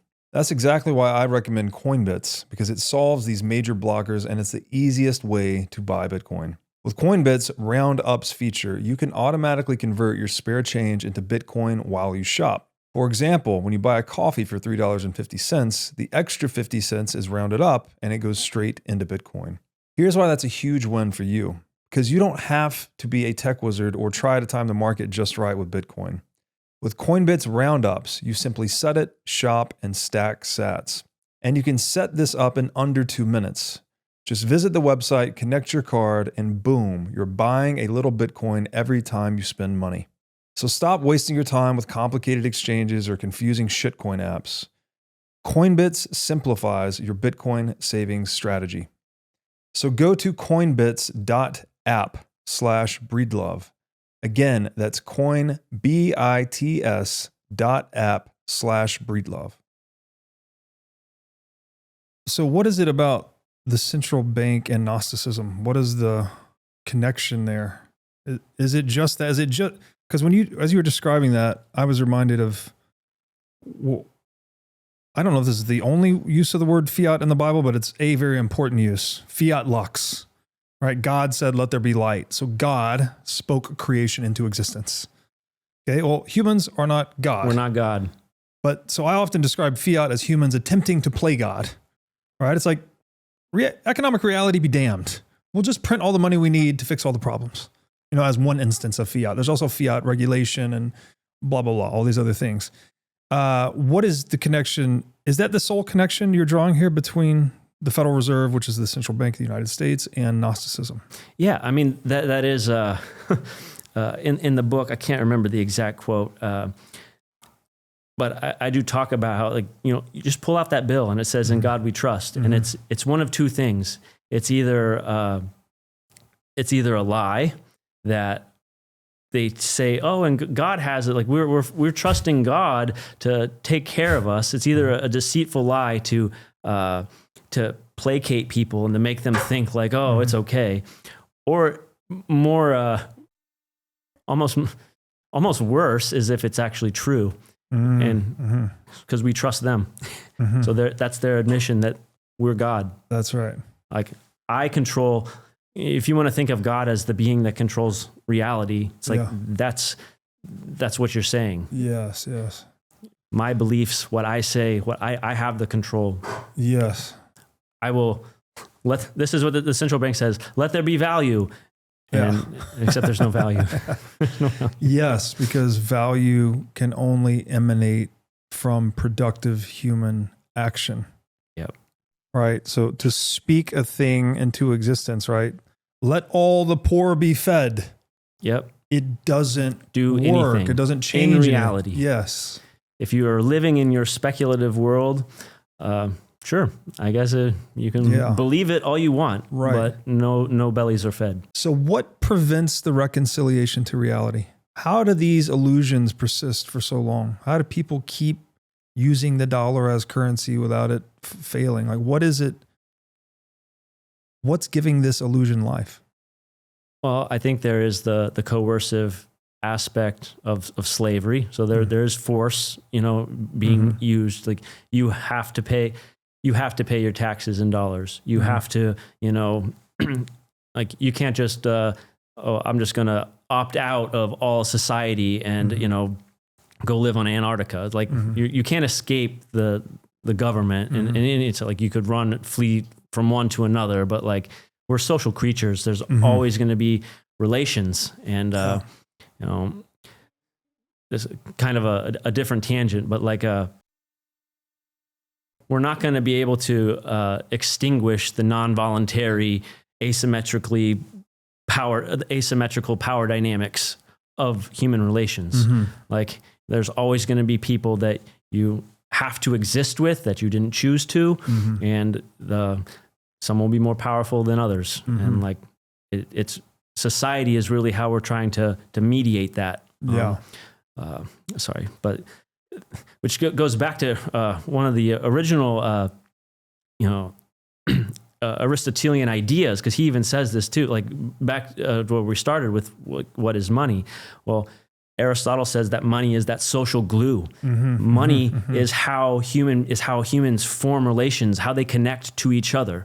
So for Aristotle, money is ethical before it's economic. Like if there's not ethics, if there's not a sense of justice and honesty, then no one will ever interact with each other. You know, so it's like economics presupposes an ethical foundation. And so you could think of ethics as the soil from which we plant the economic tree. And when we have horrible fruit, when our economics is producing horrible fruit, we have to look at the soil. And if we're in an immoral, unethical soil, it's like, well, that can only produce horrible fruit. Yes. Sorry, tying that all back together to that original thing. It really does make sense. And the word opportunism comes to mind. It's like just trying to engineer conditions in which immoral acts are not opportunities or not profitable or carry some, you know, there's some stick, you know, if you do something, that's what the rule of law is, right? If you steal someone's car, oh, you're going to get in trouble and pay a fine or go to jail. Like there's a stick behind it. And that's not enough, right? We need something more than just the sticks. I mean, the sticks, I guess, have gotten us this far. There's not just stick. There's also like economic incentives, right? To go out and provide someone a useful good or service. There's profit motives and all this, but there's been this inability to get into a situation where we need less sticks because we have better carrots, if that's a working metaphor. And it seems like Bitcoin, which we haven't gotten into Bitcoin yet, but it is something like that, right? It's like the state has been the big authority for the past several centuries. You know, it's the big stick, basically. But that's not enough because people don't really follow laws. They follow incentives. And those sticks really consist in disincentives, ultimately. They're not incentives per se. They're disincentives, right? You get punished for doing something bad rather than get rewarded for doing something good. And so we need more emphasis on incentives because ultimately that's what people will follow. People are more likely to follow incentives than they are to move away from disincentives. So Bitcoin what is it doing? I don't know. I guess it's like, I don't want to jump ahead here, but it's sort of obviating the need for so much statism because you now just get people that can secure their purchasing power very efficiently, which then allows them to deal with one another consensually. And then there's not as much of a carrot to coercing someone because it's hard to steal their stuff, right? And they have a lot of mobility, a lot of concealability with their purchasing power. I am officially jumping ahead now. So I don't know Gotcha. If you want to respond to that, or we could just jump back into an excerpt. Yeah. So I'll try to thread the needle through those holes. So I would question or deny that the stick even works. Okay. Right. This goes back to, you know, this will bring in like, you know, the time preference type of stuff. So like, well, works on what time scale? So an unethical money, right? That glue, that extraction is going to rip society apart, which means everybody loses. So the people at the money printer, the people closest to that, they're benefiting, right? But on what time scale? You know, when society rips apart, they're on the sinking ship just the same as everybody else. Yeah. You know, so it's actually not in their best. It's not in their interests on the, you know, even if you want to say through their life, like, okay, they're profiting, they're benefiting, and now their grandchildren, they're going to be the ones that go down with this ship. So it's just like, you know, the idea of having an ethical money, and that's what keeps society together, you know, because Aristotle says it will rip society apart. And like, that's what we see today. Did he say that with debasement specifically? Well, the ethics. Okay. So if you have an unethical money, it's going to tear society apart. Man, if only he had taken it to the specific of debasement. Well, right? Like that is what makes it unethical. I mean, there's lots of different ways that I guess the money could be unethical, you know? What are some other ways? I guess debasement is a fraud in and of itself because it's the passing off. Like if you think about the clipping of the coins, you know, like, okay, we're shaving off, I have these 10 coins and I shave off just a little bit and I make this 11th and I'm passing them off as a whole coin, Sure. but it's not a whole coin. Yeah. It's the same thing. Like dollars aren't fungible. That's the purchasing power, the value of a dollar, it changes in proximity in time and space to that printer. Yeah. And it's just like, they're creating the new dollar and they're passing it off as if it was a whole dollar, even though it's not. And it's like, it's until everybody else catches up. Like, oh man, there's just a bunch of money there's more money supply. And then they adjust all their prices and all that. Like until that happens, they're passing that off as whole. Yeah. And so, yeah, I mean, I guess I could just straight up, I guess all fraud with money is a type of debasement in that sense. Yeah, I think so. And Aristotle could have saved us maybe so many thousands of years of suffering if he would have just made that explicit connection. Probably not, actually. They probably would have just ignored Aristotle and gone on about their business. So, yeah. But it's true. If you look back in history, every civilization that starts to debase their money, that's right before they fall. That's right before they crumble down. Like, so it's just like, you would think we would get smart even just looking at the facts of history. Like, you debase the money and then civilization falls apart. Yeah. Well, the one thing humans learn from history is that we learn nothing from history, as I've heard. So, okay, I'll jump into another excerpt here. This is one of your key takeaways on page 115. The system's moral status does not pivot on the good or evil intentions of its architects. It hinges on the inescapable outcomes it produces. Whether inspired by benevolence or shaped by hidden malice, a machine that relentlessly siphons human energy from the many to the few is, by definition, an engine of enslavement. Our moral inquiry cannot be deflected by speculation about motives. We must judge the system by its tangible fruit. Next, we confront the crucial element on which the entire system rests: trust. The section that preceded this, you're basically saying that it doesn't matter, right? A lot of people say, oh, Jerome Powell's a good guy. What do you mean? It's like, it doesn't matter. Doesn't matter. Doesn't matter who, what, shareholders, employees, doesn't matter if they're all saints, they're all, holy men and women. It doesn't matter. Why? Or evil geniuses. Right? It doesn't matter because of the fruits, as you said, the consequences. Yes. Like you said, we do tend to fixate. We want to know why. Well, why is this being done? Like, oh, they're trying really hard. Like, I'm sure they're trying to help us out. You know, when they send us those stimulus checks, they have our best interests at heart. And that matters, right? Mm-hmm. It's like, well, I just categorically, like, it's a category error. Yeah. It's a waste of time and energy to fixate on the motives of what is inside somebody. That's right. And this is, straight Aquinas. He says, as rational beings, we are equipped to judge the observable, objective behavior of others. Yeah. But it's not that we're bad at judging their interiority. We're literally incapable. So it's a category error to even like try to think like, oh, well, let me judge inside your heart. Let me judge inside your head. Like, what's going on? Like, it doesn't, just put it aside. Yeah. Just like that. Put it aside. Yeah. Just look at what is happening. What is the consequence of this system? Yeah. And, like, you got the creature of Jekyll Isle. And it's like, is this some crazy, evil plot to take over the whole world? Or maybe they're just like, they wanted to help and they're like, hey, this will be a great system that'll bring about prosperity for all. It's like, it doesn't matter. I don't care what their motives are. I'm just like, this is what's happening in reality. Yes. We're enslaved and we should act accordingly. Yes. No, it's well said. It's just occurring to me as you're saying that probably one of the best answers to the question, probably could even call this like a meta question in a way. Like, people are, why? Like your 3-year-old asked us, why? I think one of the best answers to that question in the sphere of human affairs is money, ultimately, right? Or you could also say broaden it a little bit to self-interest, right? And so, no, I very much appreciate the book, The Creature from Jekyll Island. And I don't really think it makes the case that there was some evil plot to take over the world. It's more like, I like the term that Ed Dowd gave me, which was meta fraud.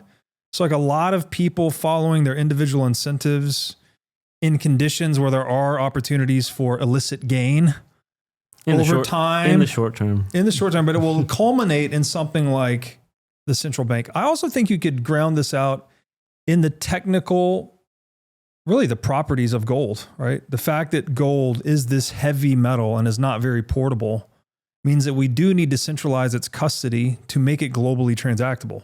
But when you centralize that much purchasing power in one place, of course it breeds corruption, right? Like, of course, you've now given the custodian this very significant asymmetric power. And if maybe you could trust the custodian, right? Maybe he's a saint or they're saints or whatever, but then you've given the government a honeypot. And, there's this great graph of like, it's just a right triangle. And it says like, the hypotenuse going down of a right triangle. And it's like knowledge of history and trust in government. Yep. Like that's the only graph you need to know. Like the higher your knowledge of history, the lower your trust in government.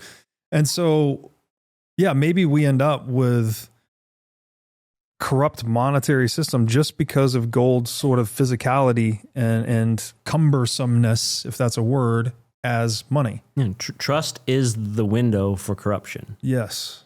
When you're trusting somebody, you have a blind spot, and that blind spot, it allows for them to take advantage of that trust. Right. So like that's why it creates that opportunity to take a shortcut, to deceive, to exploit. That's right.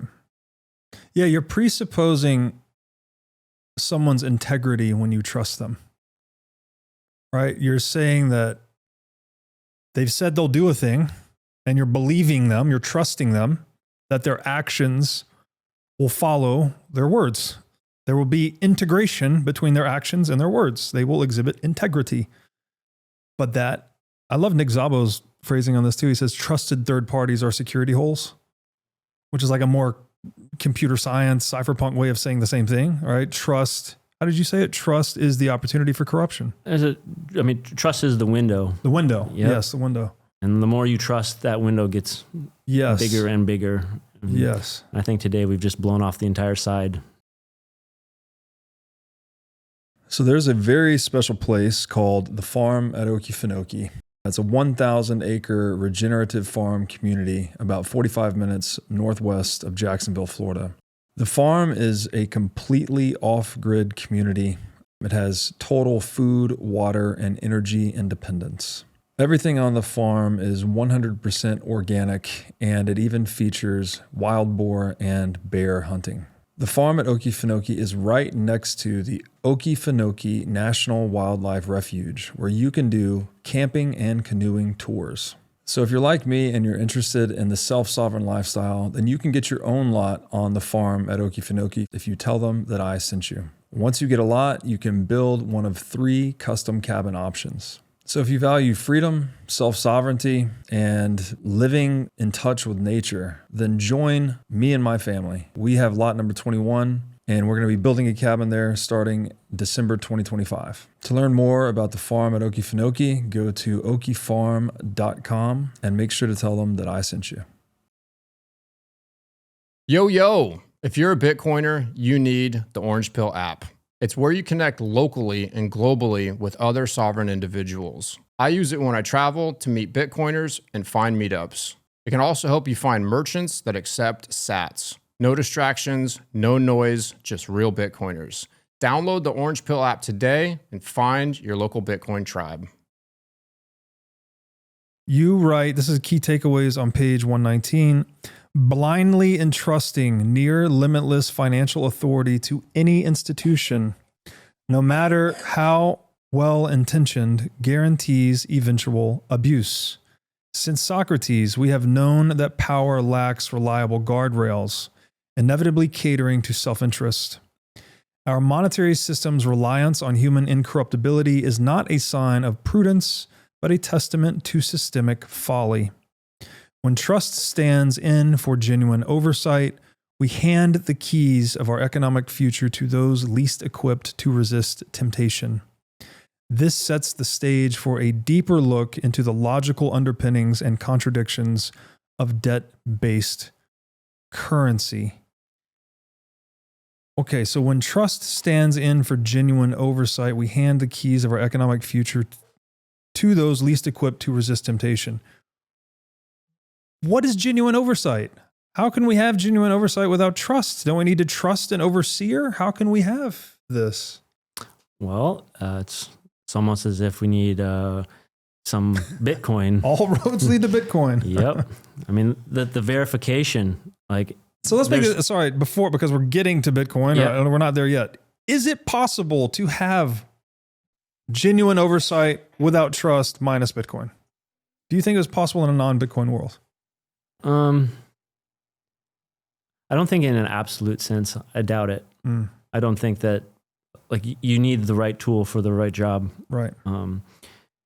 You can limit, you can put in those guardrails. You can, that's what society is trying to do. U.S. Constitution. It's trying to say, hey, we're going to stay on the straight and narrow. We're going to, try to keep people honest, ensure that they have integrity. Yeah.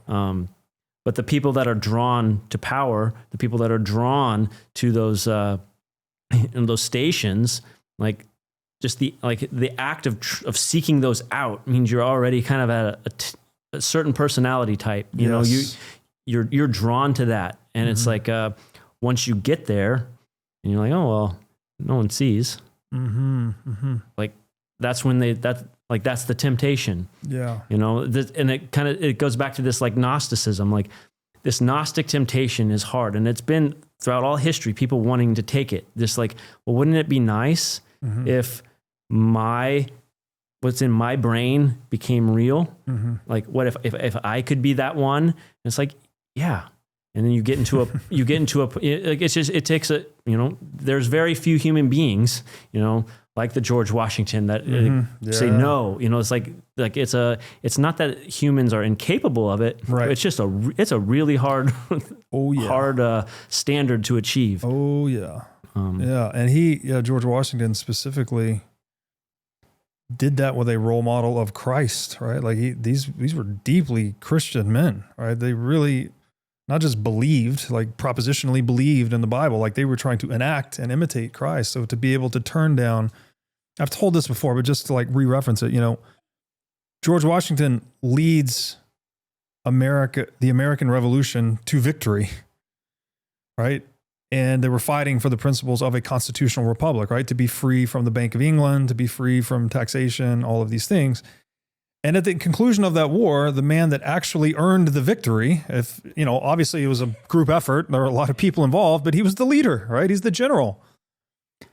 They wanted to crown him king. They wanted to crown that man king. He could have cemented his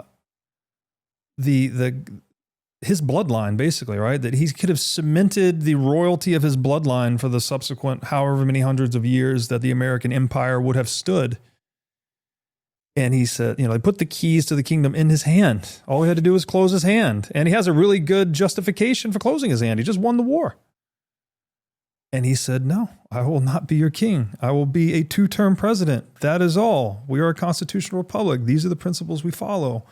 And look, maybe we're deifying this guy to some extent, but I mean, that is a fact, right? We did not crown George Washington king, despite the fact that people wanted to crown him king at the conclusion of that war. Yeah, I think it says just as much about just the temptation for regular people to want to trust, to offload responsibility and put it on another. Exactly.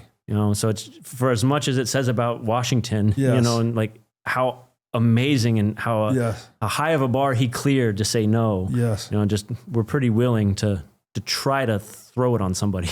Because I love this quote that Dylan maybe, a hero is someone who understands the responsibility that comes with their freedom. It's very easy to be human. We're like, oh, let's let someone else handle it. Right? I don't know, let me just get something for nothing. Let me abdicate all my responsibility and just go do whatever I want to do. Pursue my own hedonistic desires or whatever it is. Okay, great. That sounds, that's the path of least resistance, let's say. But unfortunately, that is a doomed path. And we're very fortunate to have forged great men across history. But as you said, they are exceedingly rare. We can't just trust that the whole system is going to find a George Washington every time we need one to like lead any department or lead any bank or whatever, right? Because it's just not the case, right? These men are so few and far in between. Like you could maybe call him a philosopher king. You could maybe call Marcus Aurelius one. it'd be hard to name another one, right? To go beyond that, you're going to be in the domain of the theological, like Christ, like Buddha, Muhammad, At best, etc. you got a handful. Yes. Yeah. So yeah, trust, man. Trust is a real problem. Well, that's the whole problem with the system. Yes. We are trusting the Federal Reserve to not extract from us. Mm-hmm. We are trusting the politicians to not extract from us. To tell the truth. Yeah. I mean, even the idea that, oh, well, only 2%, 2% inflation rate. It's like, okay, well, when I started looking at all the charts and the economic data and stuff, and you just go to the Fed, just go to their website, look it all up. It's all there. It's all out in the open. You can just look at it. Yes. And you're like, okay, well, how much have you guys actually inflated the money supply? How much have you debased the currency? And it's like, well, their chart only goes back 45 years. It's like, in 45 years, we increased M2 by, 13,581%. Yeah. You're like, okay, well, let me do the math real quick. That's a lot more than 2. Yeah. That's like a compounding 14. Yes. Even if you want to hand it. So it's just like, even if we took you at your word, 2%, it's like, well, you've leaned on that lever quite hard. Yes. And that's what hurts. That's right. Why is the working class, why is the middle class being hollowed out? Well, because the money is no longer connected to the value of your work. Of course. Like, you're not actually having to create anything. Yeah. You get rich today by winning a speculative trade. Yeah. You're going into the casino. You're like, that's all the stock market is essentially. Yeah. It's just this thing that's trying to keep up with debasement. Yeah. And it's like, it's just such a, when you take the work out away from value, you're also taking like the meaning of your life. Like, what do you do with your life? Well, you work towards ends. You work to acquire and achieve and you build a life, but if you can no longer build that life, they've deprived you of that meaning, so if your work has no meaning and the work is no longer tied to the money because it doesn't have any value, you're just like, well, whatever, I'll just go buy some fart coin and see how it goes. Let me just play a scratch off. My daughter would love fart coin, I think. And that's a real coin, by the way. I know. We were joking about this the other day, and then he sends me an email he got from, I'm pointing to my producer, Eric. He sent me an email he got from Coinbase saying, fart coin's a big mover today. It's up 300% or whatever. It's like, are you kidding me? Like, this is clown world in your face. Like, it's so funny but sad at the same time. Okay, I'll read another. I'm sorry, just to your point there. And I haven't fully, I don't know that anyone will ever fully unpack this, but the meaning crisis, to use Vervaeke's term, that we're all in, like, clearly it's connected to the money, right? When the money becomes meaningless and the work is meaningless and it doesn't matter how hard you work, you're always behind. And now you get ahead by going to the casino. It's like, of course people are going to face meaninglessness in life. Like, the economy does not work. The economy has become a degenerate casino. Right? No wonder the prices of goods are going up while the quality goes down. Everyone's scamming everyone else. Everyone's lying. By the end of the Soviet Union, one of the things they said was, they pretend to pay us, we pretend to work. And something like 25% of their population was employed as government informants before the Soviet Union collapsed. It was also a diseconomy. Like, the economic inputs that went into the Soviet economy, less came out. It didn't economize, it diseconomized. So it's like, but we don't learn. We don't learn these lessons. Well, the meaning stuff's also very interesting too, because so you win the lottery, right? You won, you're better off. It's like, well, not if you go and look at the stats, that is a dark bit of research to do, looking into not even just, so financially speaking, lottery winners are not better off financially than they were after winning, it's like 5 years, and the suicide rates of those people are astronomical. Yeah. It's like, it's been a while since I've looked at it, but it's approaching like 40%. And it's like, wow.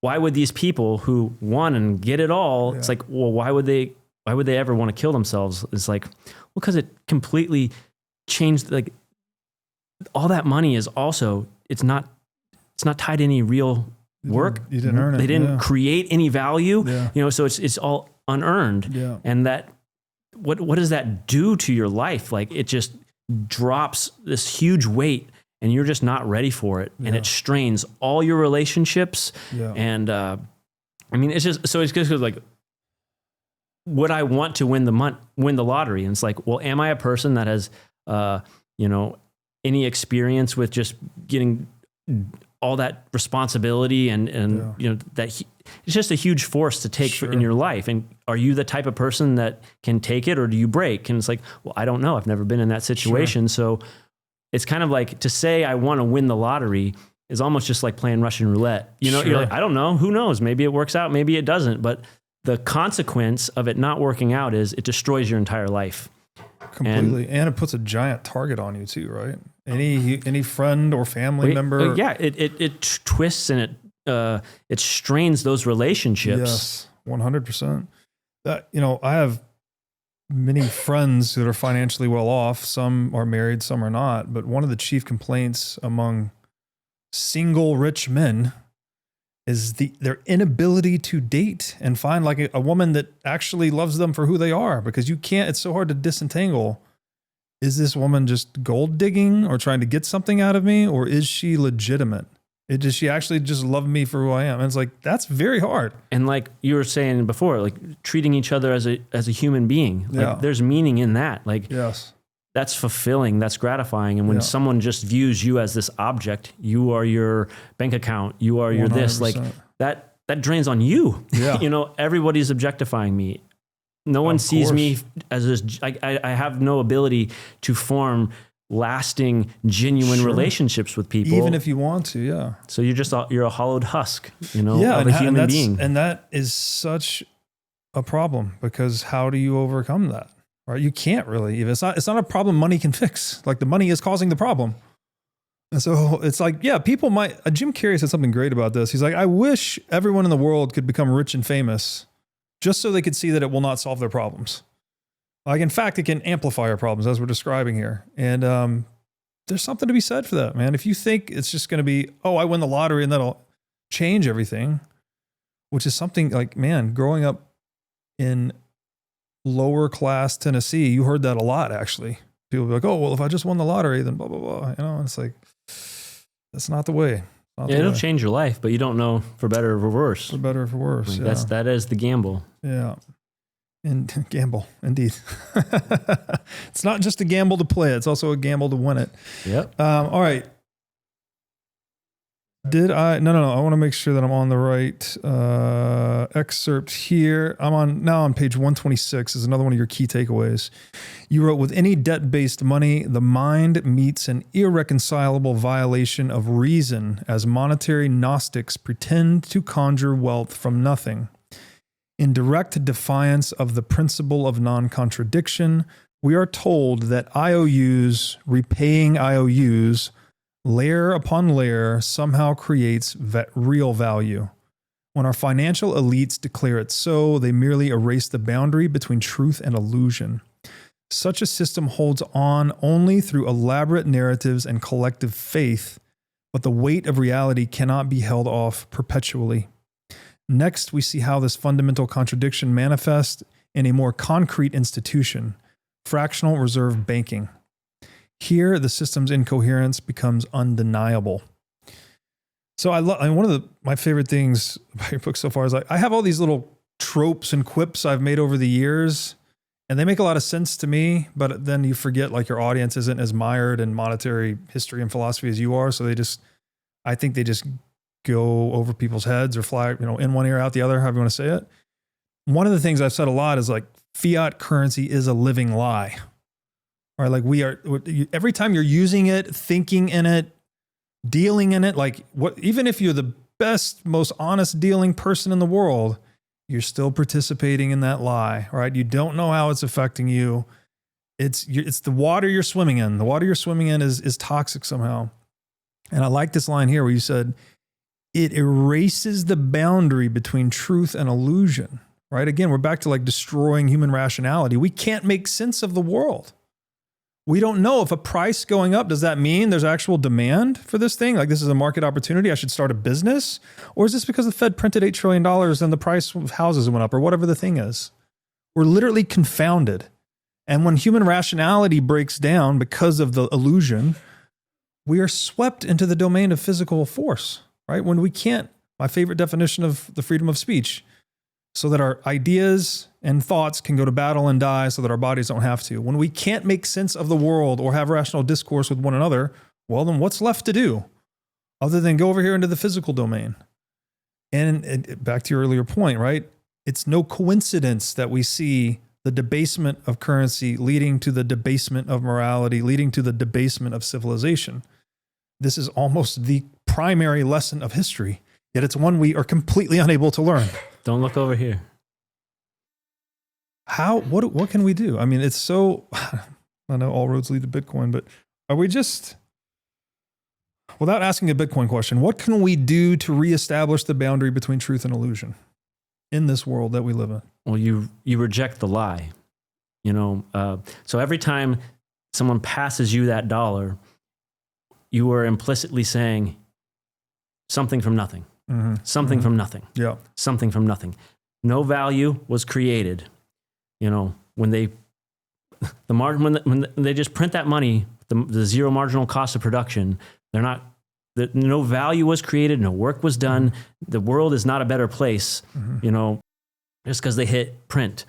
So it's just, but they're asking you to go along, to play along, to say, no, this is value because we said it so. And just at least admit, the first step, just admit that that's what's going on. Yeah. The dollar is not there's value in it, but that value is just every time they print a new dollar, it's getting siphoned out until nothing is left. Like that's how you get the Zimbabwe, like millions of dollar value meal. It's like, in a certain way, if like a politician came up and they said, hey, our goal is to make everybody a millionaire. It's like, well, we are well on our way to doing that. Where eventually that $1 million will buy a loaf of bread. Yes. And who wants to be a millionaire in that world? Nobody. That's right. That's part of the illusion, actually. These labels, right? Millionaire, billionaire. It's like, that's what everyone wants to be. Nominal gains. Yeah. But the culmination, to use Zimbabwe as an example, it's like they have the $1 trillion Zimbabwe note, right? Oh, there's trillionaires everywhere. Wait, why is everyone starving and in poverty and eating their pets and like all this crazy shit? Like, well, they're all trillionaires. How much value was put into that dollar? Like that's the only question. Real terms are the only thing that matter. Yes. Like, I don't know. Reality is real. Real terms, reality. Like everything's going back to, I tried to ground my entire understanding of economics in reality with hylomorphic answers. And it's just like, I guess this might be our good on-ramp to Bitcoin, but I didn't come to Bitcoin because I knew a whole bunch about Bitcoin. I learned about our monetary system. I learned about the immoral hole that it punched through everyone's heart. And I said, what do we do? To your point, like what can you do about it? Well, I started to reject, say, yes, there's a huge immoral hole in this monetary system. I will not defend it. I'm going to call it what it is. It's literally enslaving us all. And that's when you see Bitcoin as the solution. Like if someone says, hey, do you know about Bitcoin? It's like, well, if you don't know the problem that it's literally engineered to solve, you're not going to get it. That's right. You're not going to get it. You have to know what the problem is you're trying to solve for to understand what it's like. It's a tool. Yes. Yeah, no, it's an excellent point. And, I don't know if I said it to you offline or online, but like, that's the reason this is called the What is Money show.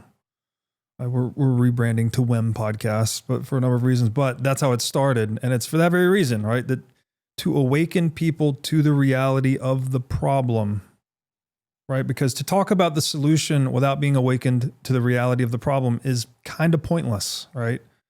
And it's not something you can really just Well, it's a big problem, right? People flirt with the number of, you need to study Bitcoin and the nature of money for like 100 hours before you even start your journey.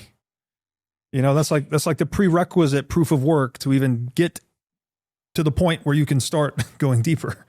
And then by like, 1,000 hours, you're like really in there. And I think those numbers, I mean, it sounds hyperbolic perhaps, but I think they're actually pretty accurate. Like you can't get this stuff in an hour. I mean, most people, of course, everyone's different. You said you got the morality point pretty quickly. Well, so this, I would say this, like, yeah, it can take you, if you have 1,000 hours learning about Bitcoin and you're coming from this economic investment type of finance lens, in 1,000 hours, you will understand why it's morally good. But my point and why I wrote the book the way I did, you're already there. You're already sitting in that moral landscape.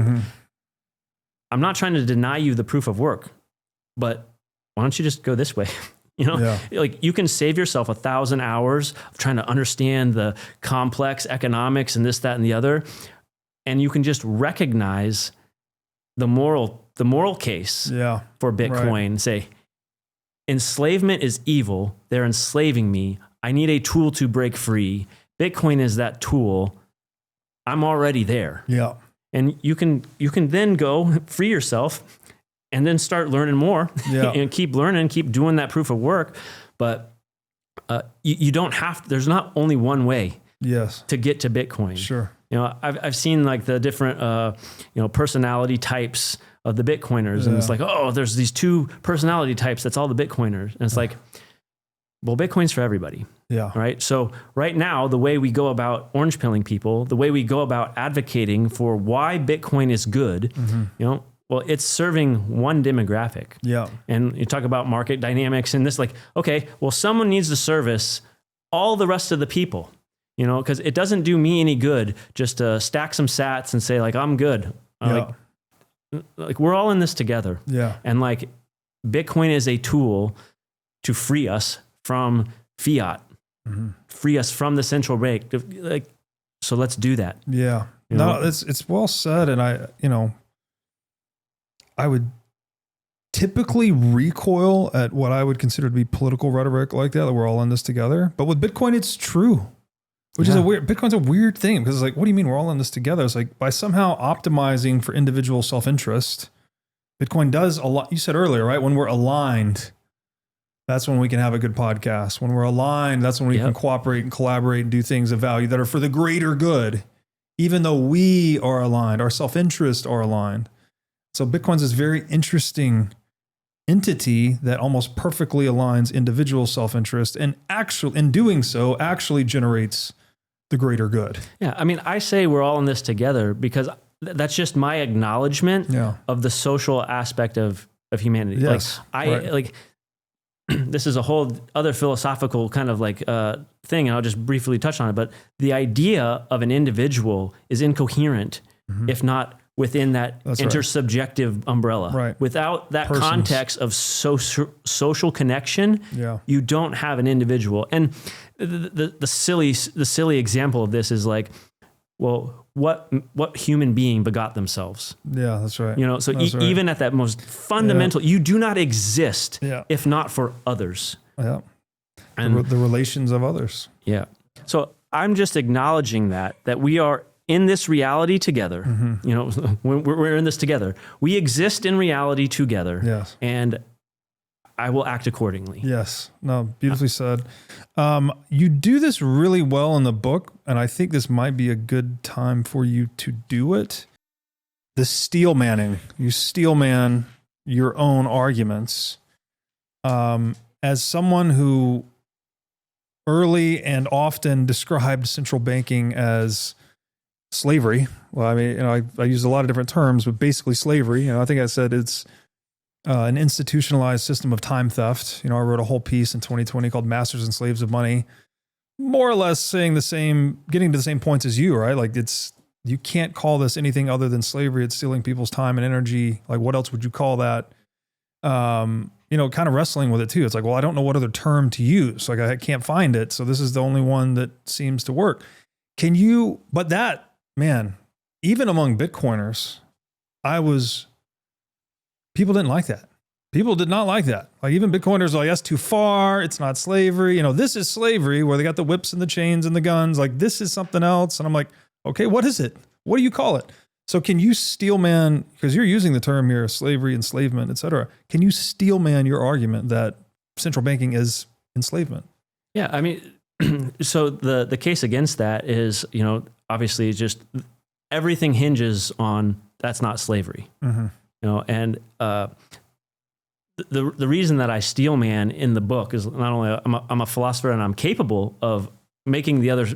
I can argue for the other side too, and that's why I know the holes and I can poke at them, and it just kind of gives that I don't know. It just gives strength. You know, it's like this isn't just some you know, and I wrestled with that. I wrestled with the idea of slavery too. You know, like surely that can't be. You know. It's just it's clickbait, right? Yeah. It's clickbait. It's like, no, it's actually it's the formal definition of slavery. And that's what's going on. But steelmanning that is you point to, okay, well, you need to control the other person 100%. You have to own them. You have to force breeding or like, you know, beat them. It's like, okay, well, beatings can be more severe or less severe, you know? So we go down the line of saying, you're saying that, if you're not in chains and you're not being beaten and you're not like literally subjugated at a physical, if you're not physically dominated, it's not slavery. It's like, well, we can push and pick on all those different variables of that physical domination. So like this slave is in the field working hard, getting whipped. Is he a slave? Yes, he's a slave. Okay, well, here's a slave in the house, right? They have a comfy bed, they're eating good scraps, and they're not hit. Are they a slave? Well, yes, they're a slave too. It's like, okay, so we've established then that there's this like spectrum of like, okay, it can be more or less. There's a lever here that we're pulling on. So philosophically, you throw that, like, I identify that as a material characteristic of slavery, and I push it off the table because it doesn't matter. That's right. It literally doesn't matter if you're comforted or you're treated horribly. It's still slavery. Now, yes, that sucks. You know, getting beaten is not good, and that's a whole nother level. Like in addition to, but just like that, like the function. Both people, their work. There is, you know, coercively appropriated. Their productive energy is being taken from them and set and determined, directed by another. Yeah, you know, so it's like the dynamic is the same. So you just strip away all that, you know, the chains. It's just like it's a good metaphor because it's like slavery, right? But it's like just because we aren't, you know, in a weird way. Fiat is, you know, there's a natural limit to how many people I can enslave. Like I can only force maybe a couple other weaker people than me, you know, or maybe I get some of my buddies together and we, you know, have our plantation and we have like, we got 10 or we got 100, you know, like scaling slavery is hard, you know. Well, Fiat is like the ultimate scalable instrument, like its function is to extract that productive energy. So it's just like they extract it from everyone that uses a dollar. Every dollar holder is in those chains, and whatever value you are creating and putting into that money, it's just going to get siphoned right out. That's right. And it's like, so, you know, I don't know. I guess that's my, you know, the steel man is, that's not slavery. It's to conflate the formal definition of slavery, its function, which is the extraction of that productive energy, with some accidental, you know, manifestation, you know, like different tools. Is like, we can even take murder, you know, it's a different moral crime, right? We all understand that it doesn't matter if I hit you with an axe or I slip some poison into your drink, like I would be charged with murder because I killed you. Right. You know, it's like, well, that's not murder because it wasn't, you know, violent and like bloody. It's like, well, no, that's silly. Like we don't talk about murder that way, but yet when we're talking about enslavement, we want to say, no, only if you use an axe, only if you're in chains, only if you physically dominate people.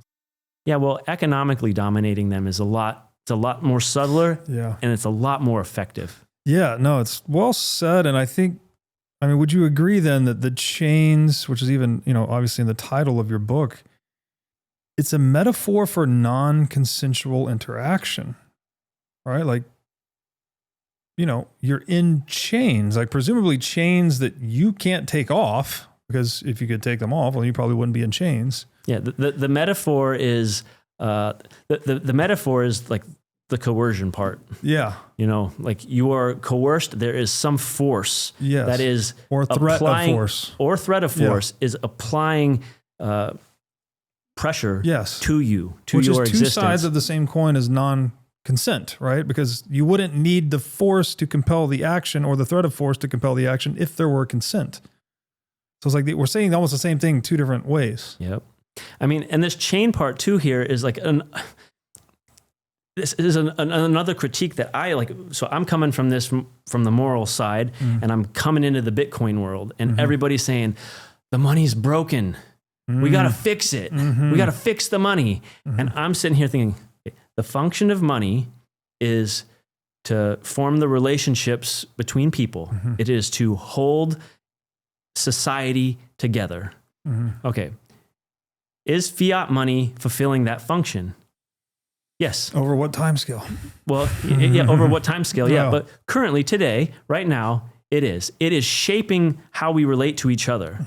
So money is perfect. Like our fiat money is perfectly functional.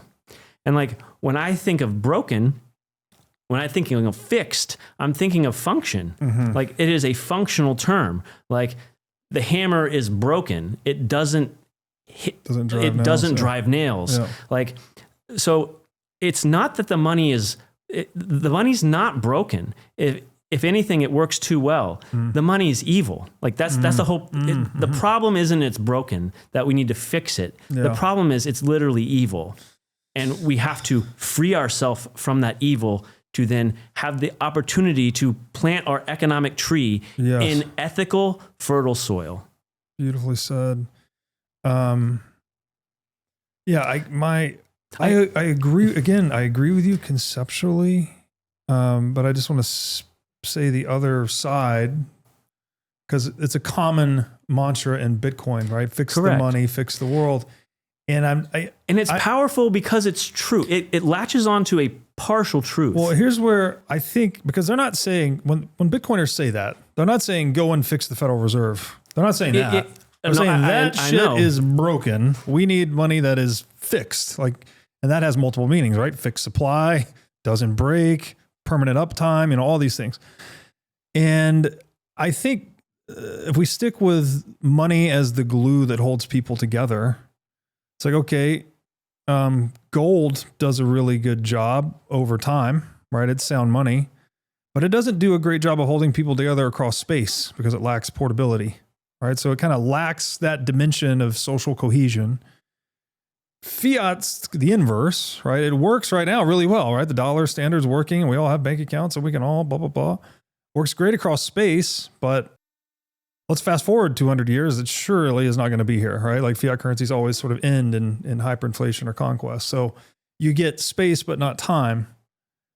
Social cohesion across space, but not time. And then Bitcoin like perfects the two, right? You get social cohesion across time because it has a permanently fixed supply. No one can debase it. No one can monopolize it. No central banking, et cetera. And then you get permanent social cohesion across space because it's digitally native, right? You can move it at the speed of light, more or less, right? Settlement times, layer twos, blah, blah, blah. And so I think just like, I still feel like this is another area where we agree, but there's like a subtle semantic difference. Because like, again, I'm coming from, I'm understanding this Aristotelian kind of understanding. I'm like, so when I hear you talking about that, I'm thinking, okay, how do those material attributes actualize that formal function? Yeah. And I'm saying the final cause, that glue, that social glue, that's money's final end, like its final cause. So it's like they're both functions in a sense, but they are separate. And I would argue that like the final cause, is like on the top. Yeah. Okay. So that's why it's like, that's what I'm saying. Like the money works. Yeah. It's just evil. You know, it's like, yes, you can have money that has all these different properties, material properties that make it better or worse money. And there's that natural hierarchy of that. But it's kind of like the meta function, you know, that thing that is one step above it, that it has to do. Like, what's the final thing it's working towards? Yeah. It's creating society and how we relate to each other. Yeah.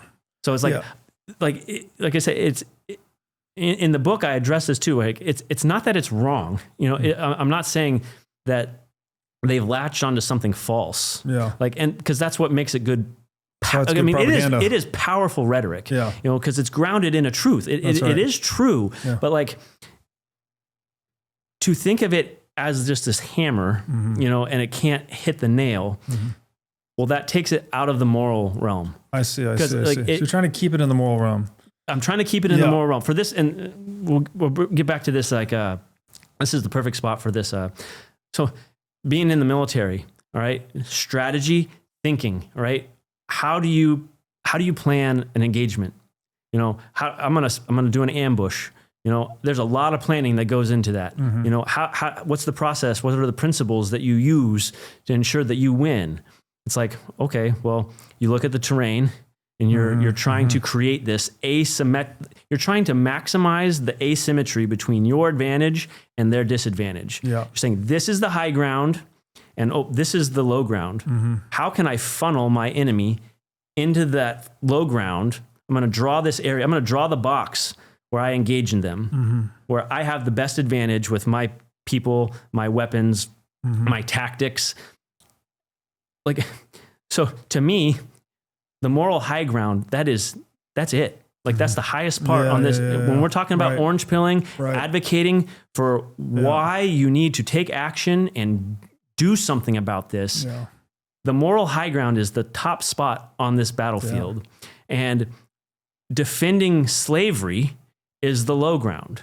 Right. So I am going to press, you know, every politician. This book just come out, and it's going to, whether or not they answer or not, I'm going to ask every single representative via Twitter. I'll tweet at them and say, hey, what happens when you debase the money? You know, answer it. I'm going to hold you to account. You have to answer this question. You defend slavery. You know, that's the greatest tactical strategy you have. So in the military, you would never forfeit the high ground. Right. You would never go and meet them like on a level playing field. Yeah. And when we push morality to the side and we're just talking economics and investment and look at its performance and it's outperforming this and it's outperforming that. Well, we're just in an economic debate on theory. Yeah. You know, I have this theory about economics and you have this theory of economics and which one sounds more persuasive? It's a debate. It's a rhetorical debate on who seems more persuasive, and it's not in reality. Where the reality, the boots on the ground is, hey, we're enslaved. You defend it. You can't defend it, and that it outs you. That's right. You know, so when you ask the politician, when you ask your leader, do you understand debasement? Do you even know what it's doing? They either have to say, oh, I didn't think about this, or they say, oh, I understand it, and I'm going to therefore act on it. Yeah. Or they're going to out themselves as complicit or incompetent. Right. You know, and it's just make the implicit explicit. Yes. You're either for this, you either understand this, or you're not. And dude, holding leaders to account. Leadership is about delivery. It's about results. You know, in World War II, they fired countless generals. And no one gets fired today. You know, there's a lack of accountability. You know, we hate our politicians, yet they get reelected 13 times, and you know they're 80 years old, and it's just like, you know, enough's enough. You know, if we look at you and we judge you by the fruit that you are delivering to us, it's like the results they're just worth our contempt and ridicule. You know, well said. Like, you need to deliver. This is the issue. Yeah. And I really appreciate you keeping it in the domain of the moral. Yeah, you won't get me off this hill. Yeah, because this is a spot to be. Well, again, you're right, because as you said earlier in the book, right, this is it's our rationality that makes us moral agents, I think is the way you put it, right? So like to deviate from the moral sphere is to like give up your humanity in a way, right? Like you're saying, let's just be animals, unless you stay. And something about the moral high ground of Bitcoin seems to be basically unassailable.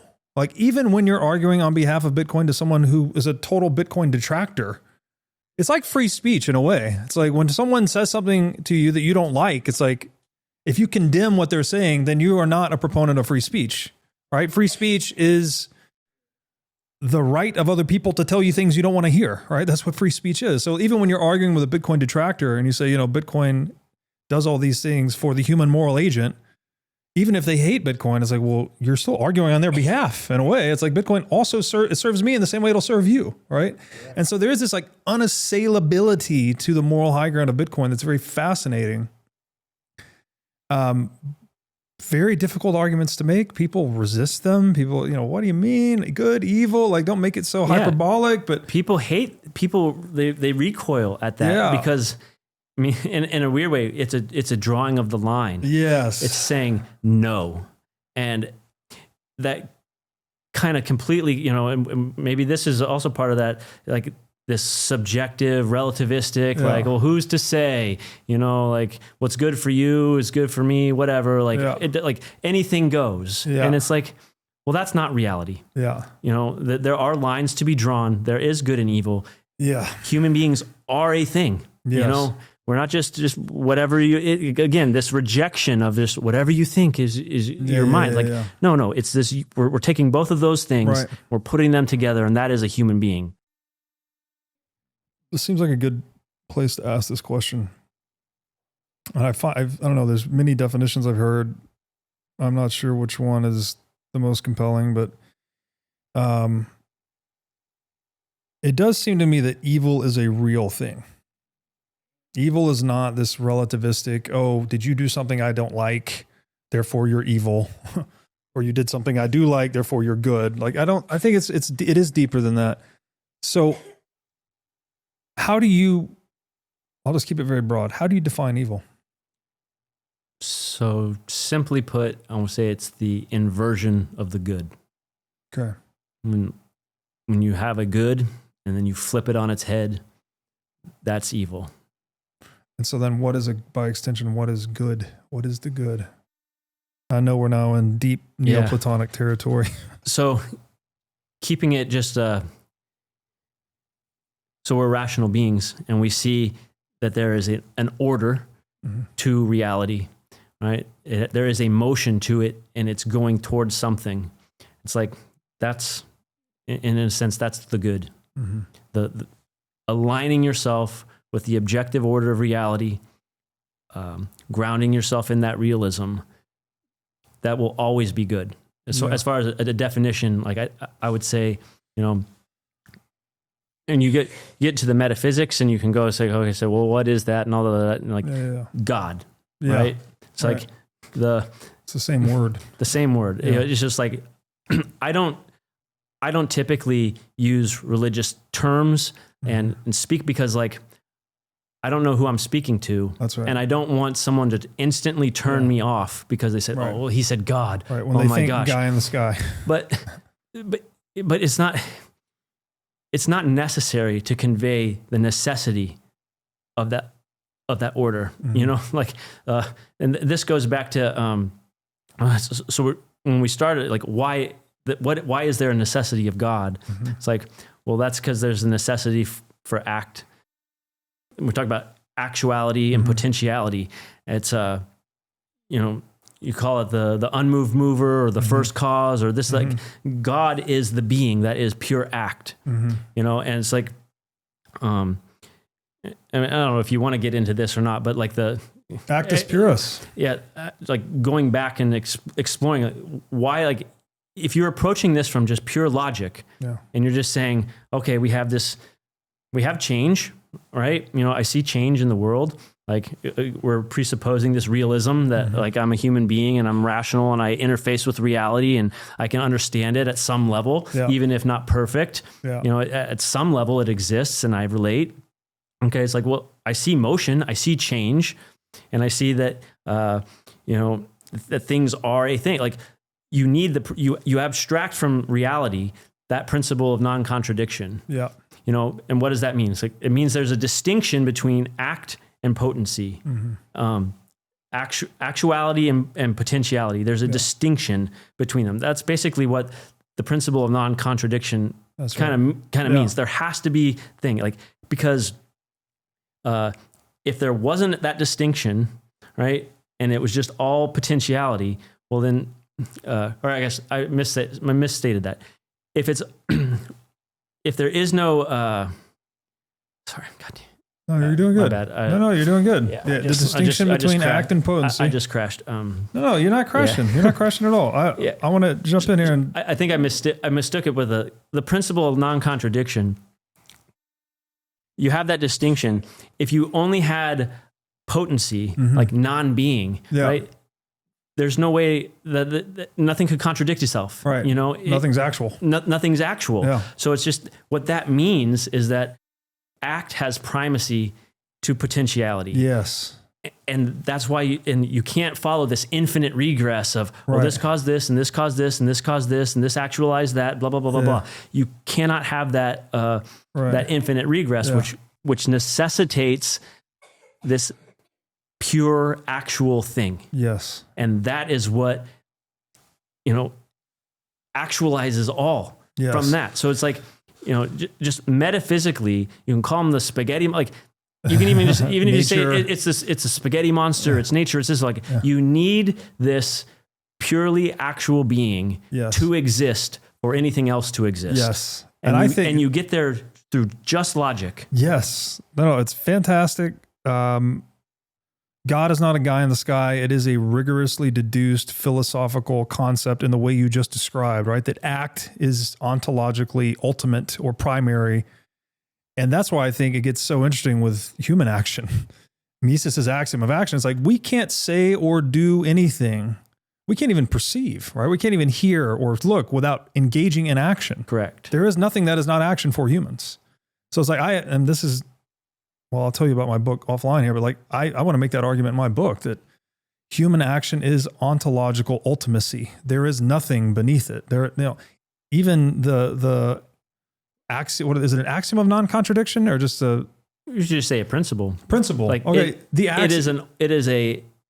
You would say, like, that is how a human being articulates the order. Their experience, like, in reality, nothing can contradict itself. Exactly. Two things cannot inhabit the same place at the same time. Correct. For instance. And the way that a human being articulates that ordered perception is, it's a principle of non-contradiction. It's the principle of non-contradiction, yes. But all of these things are derivatives of human action, right? Because you had to act to engage with reality before you could derive the principle of non-contradiction.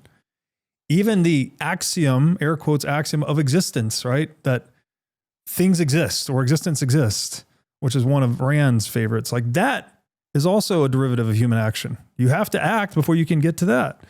So anyways, I don't want to go down that rabbit hole because it is a real rabbit hole. I would just say that, the reason that that's true and the reason that that's powerful, and like, if you just start at human, you're like, because that's what we do, because we are humans. Like, we have no other starting point. So that just makes no sense to be like, I'll just factor myself out. And that's right. You cannot do that. Yeah. So you're always starting at human existence. Yes. And from human existence, which is you're acting, right?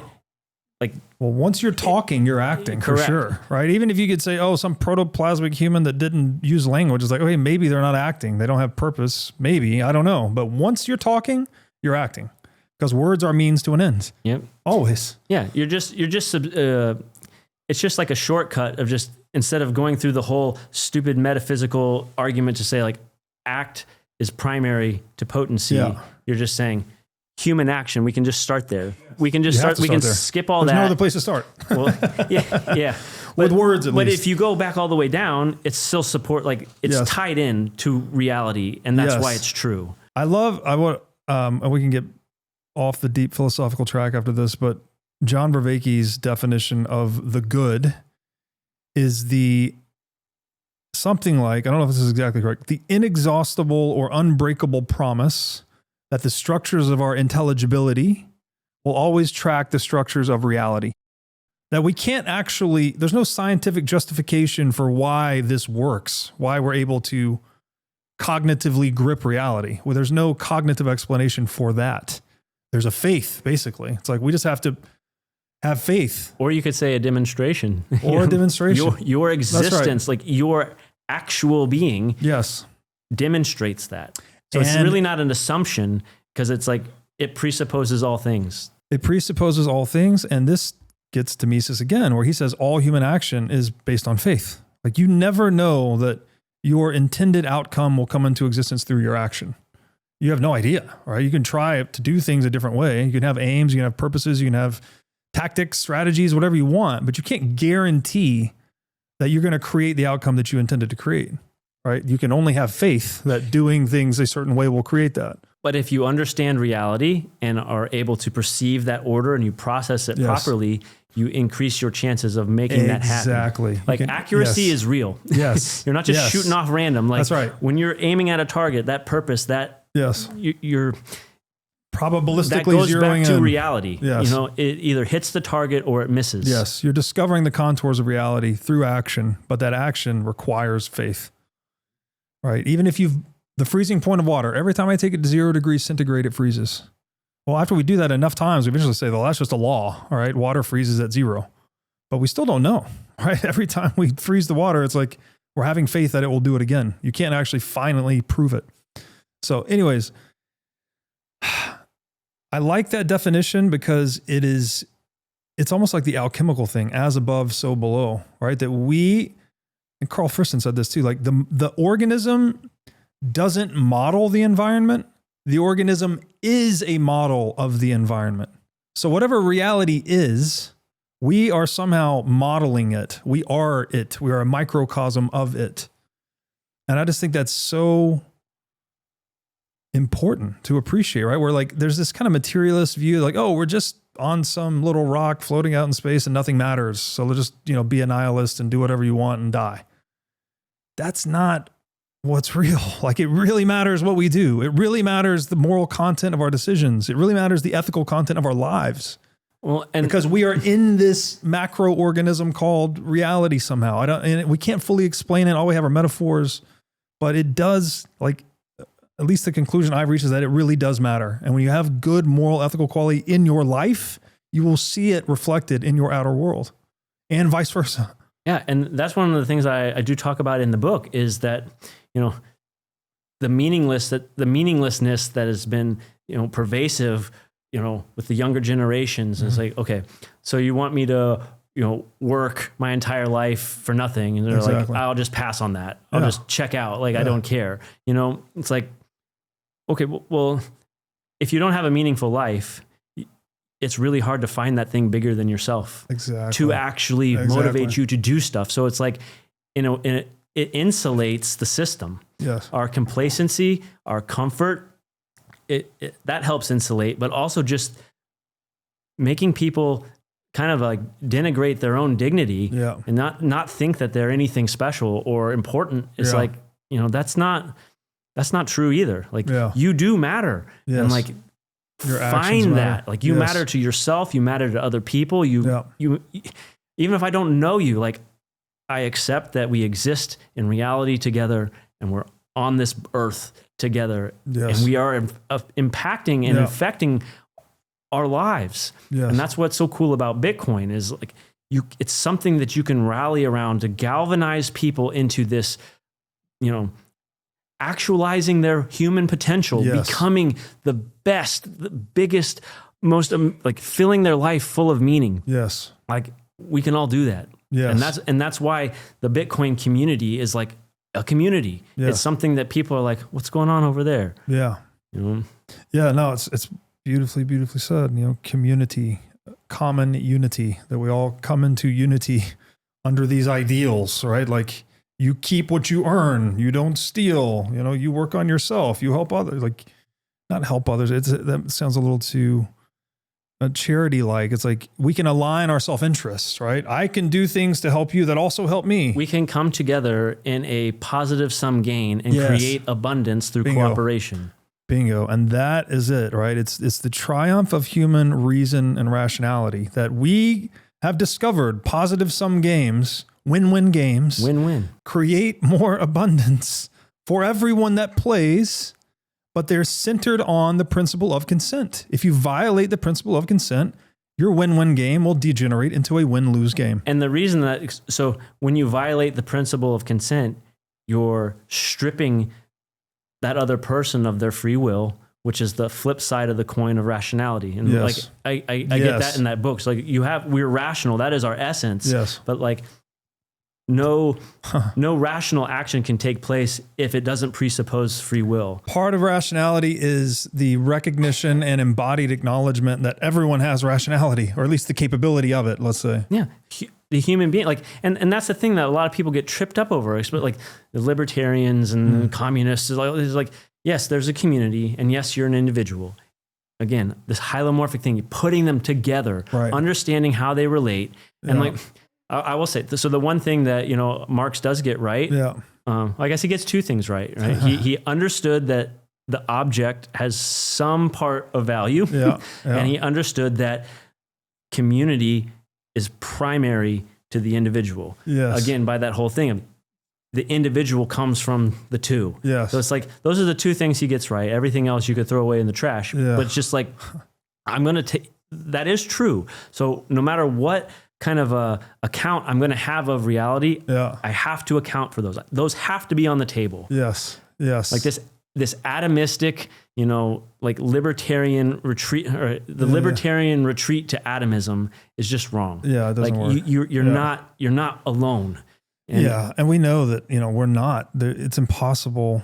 Clinical psychology tells us this. Mimetic desire tells us this. Like, we are the people we've interacted with over time. Like, we become a composite of that, right? There is no atomized you and no one else. Like, that's not true.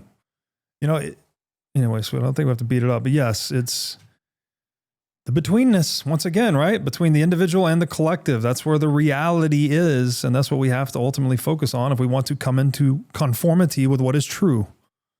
We're getting towards the end here, but I want to hit some other really good excerpts just to shine some more light on your writing here. This is from page 216. And it's under the section, The Moral Imperative. Recognizing the order of natural law demands resistance to economic slavery. This much is clear. Ignoring this system of exploitation is not passive, it is participation. We are not merely victims, but enablers. Each day we comply, each transaction we make, each time we look the other way, we strengthen the very chains that bind us. Resistance demands action, not violence. It demands vigilance. It demands that we stop feeding the system that enslaves us, insisting instead on justice. And then this was the list I really liked. You said, we must reject the comforting lies, which are, we must trust the system. Debt creates value. Fraud fuels prosperity. Inflation is necessary. Usury is just business. A dollar is a dollar. And the system is too complex to change. Those were the comforting lies we need to reject. And then you wrote, and we must embrace the uncomfortable truths. As moral agents, we always have a choice. Our choices determine whether civilization endures or collapses. Economic liberty is inseparable from political liberty. These issues will not resolve themselves. Rejecting evil carries a cost, but submission costs far more. So, I mean, just like very poignant. There is this whole moral imperative, and it's a call to action for every individual that exists, period. You can't opt out of this game, right? There's a lot of different ways to say this. There's whoever said it, Trotsky maybe. You may not be concerned about war, but war is concerned about you. You know, there's no opting out of this game. You can't just be like, oh, I don't care about the fiat currency complex. I'm going to go over here and live on a deserted island. It's like, well, when this thing collapses and you're hungry or you want to build a shelter or you want to engage in the economy or the social division of labor in any way, you're going to be affected. Or maybe the war that's funded by printed money, maybe that'll come to your little deserted island at some point. And so there's no opting out of the game. Like, you are a participant. You have to do something about it. You're in reality. You're in reality. And Ayn Rand, you're free to ignore reality, but you're not free to ignore the consequences of ignoring reality. I'd love to hear your thoughts on this. Yeah, I mean, it's funny. Like, this book, it's really I'm not talking down to anybody. I'm not on a soapbox. Like, this book is my experience. This is my like, in a sense, I'm taking them through my journey too, through, you know, coming to grips with this economic reality. You know, it's like, I swallowed every one of those lies. I was complicit. Like, it's easy to be like, oh, they do this. And like, oh, the politicians and the Fed, like, oh, they do. It's like, okay, well, I enable that in some way, shape or form. You know, what is my part? What's my role? How are my actions enabling that? You know, and it's coming to terms and asking this, like, yeah, it's a hard ask to say, hey, will you give up this comfortable lie, you know, for this, you know, uncomfortable truth? And I think what makes that a lot easier is when you just understand the stakes, when you understand the coefficients, you know, when you have an accurate, when you can accurately discern the coefficients in front of those variables, the calculus is like, it's like night and day. You're just like, yeah, I have to do so. I can't opt out. I have to do this. Yeah, it's just like, it's just understanding that, because it's like a double-edged sword. Because you have a part to play in your enslavement, that's what enables you to have the part to play to get out. Yes. Like, by your choices, we built this system. Yes. You know, and I love to, you know, look at the past generations. You know, it's like, okay, with the creation of the Fed, blah, blah, blah. Oh, 71, we split the gold. It's like, and you can say, okay, well, they did that to me. They did that. It's like, that's a really easy thing, because it's a high horse. It feels good to call out, you made a mistake. Yeah. And it's like, okay, well, the last two generations, they played the game. They went along with it and they benefited. And, you know, they're they benefited and they were made very comfortable house slaves. And it's like, well, I can't necessarily fault them, because I don't know what I would have done in those shoes. That's right. You know, because I spent my whole life as a comfortable house slave. You know, being in the military is probably one of the most comfortable existences you can have. Everything's taken care of for you. I just show up to work and I work hard and and they feed me and they give me a place to stay. And all the economic, you know, risks of, oh, I got to start a business and I got to, like, I'm just completely abdicated of all those responsibilities, you know? So it's just like, I just existed. And so in looking at my own, like, yeah, I was a house slave for almost the vast majority of my life. And it's only these last couple of years where I'm like, oh, what's going on? I need to get smart. Do I realize that I am the one that is playing a role in this part? So, you know, in some sense, like, and this is what one of the cool things that Frederick Douglass talks about, because, like, you know, the slave that knows the lash knows the truth of his condition with a searing clarity. And it's like, you know, so yes, being abused by a system hurts, but you know the truth. Yeah. You know, and it's kind of coming to grips with, like, hey, I'm starting to be abused. I'm starting to feel not good. There's something different that happened from my grandfather's experience to mine. What's going on? That's what gets you to the truth. So it's like, you know, the uncomfortable truth, I would rather be true in reality than living in some, you know, speculative fantasy land where then when reality crashes down, it just crushes all. Amen to that. Amen to that. And this whole, where it is very easy to say, oh, they did it, not me. You're actually contributing to that false dichotomy, right? The us versus them. This is what I love, the definition of propaganda, that the point of propaganda is to make one group of people forget that another group of people are people, right? You need to label them to then justify atrocities towards them, right? This could be the anti-vaxxers, it could be the liberals, it could be the conservatives, whatever the thing is, right? You need to label them to dehumanize them. And so when you, in your own thinking and rationality, think, oh, all the bad guys, all the liberals or all the conservatives or all whatever, they're all bad and I'm good, or my tribe is good. You're actually contributing to that, rather than going with the hylomorphic perspective, which is like, wait, they're all humans. I'm also a human. Every atrocity that's ever been committed across all of human history was perpetrated by a human. You can't absolve yourself from that and say, no, I could never do that. I would never do that. If I conquered the world, around the world, I would do something different. It's like, that's all egotistical fantasy. And like, you need to come to that place of radical humility and understand that, like, here goes the political trope. Like, we are all in this together. We are actually in the process of civilization together. And if we don't act accordingly, then it's more likely to collapse than it is to succeed. And again, that would sound like a bumper sticker or a political trope if it weren't for Bitcoin. Well, the thing that's so cool about Bitcoin is, like, they say, oh, you get Bitcoin when you deserve to get it. You get it at the price you deserve. It's like, well, I don't really even just, like, when I was introduced to it, like, I don't even think of it as a deserving. I mean, like, it's just, that was an accident. Like, could I have learned about it a year ahead or a year prior? It's like, well, of course, it's once you see it, what do you do with it? Yes. Right. That's where that, like, deserving what do you do comes with the freedom? From. What will you do with your freedom? Yeah. And what's so cool is, like, with Bitcoin, it literally is for all people.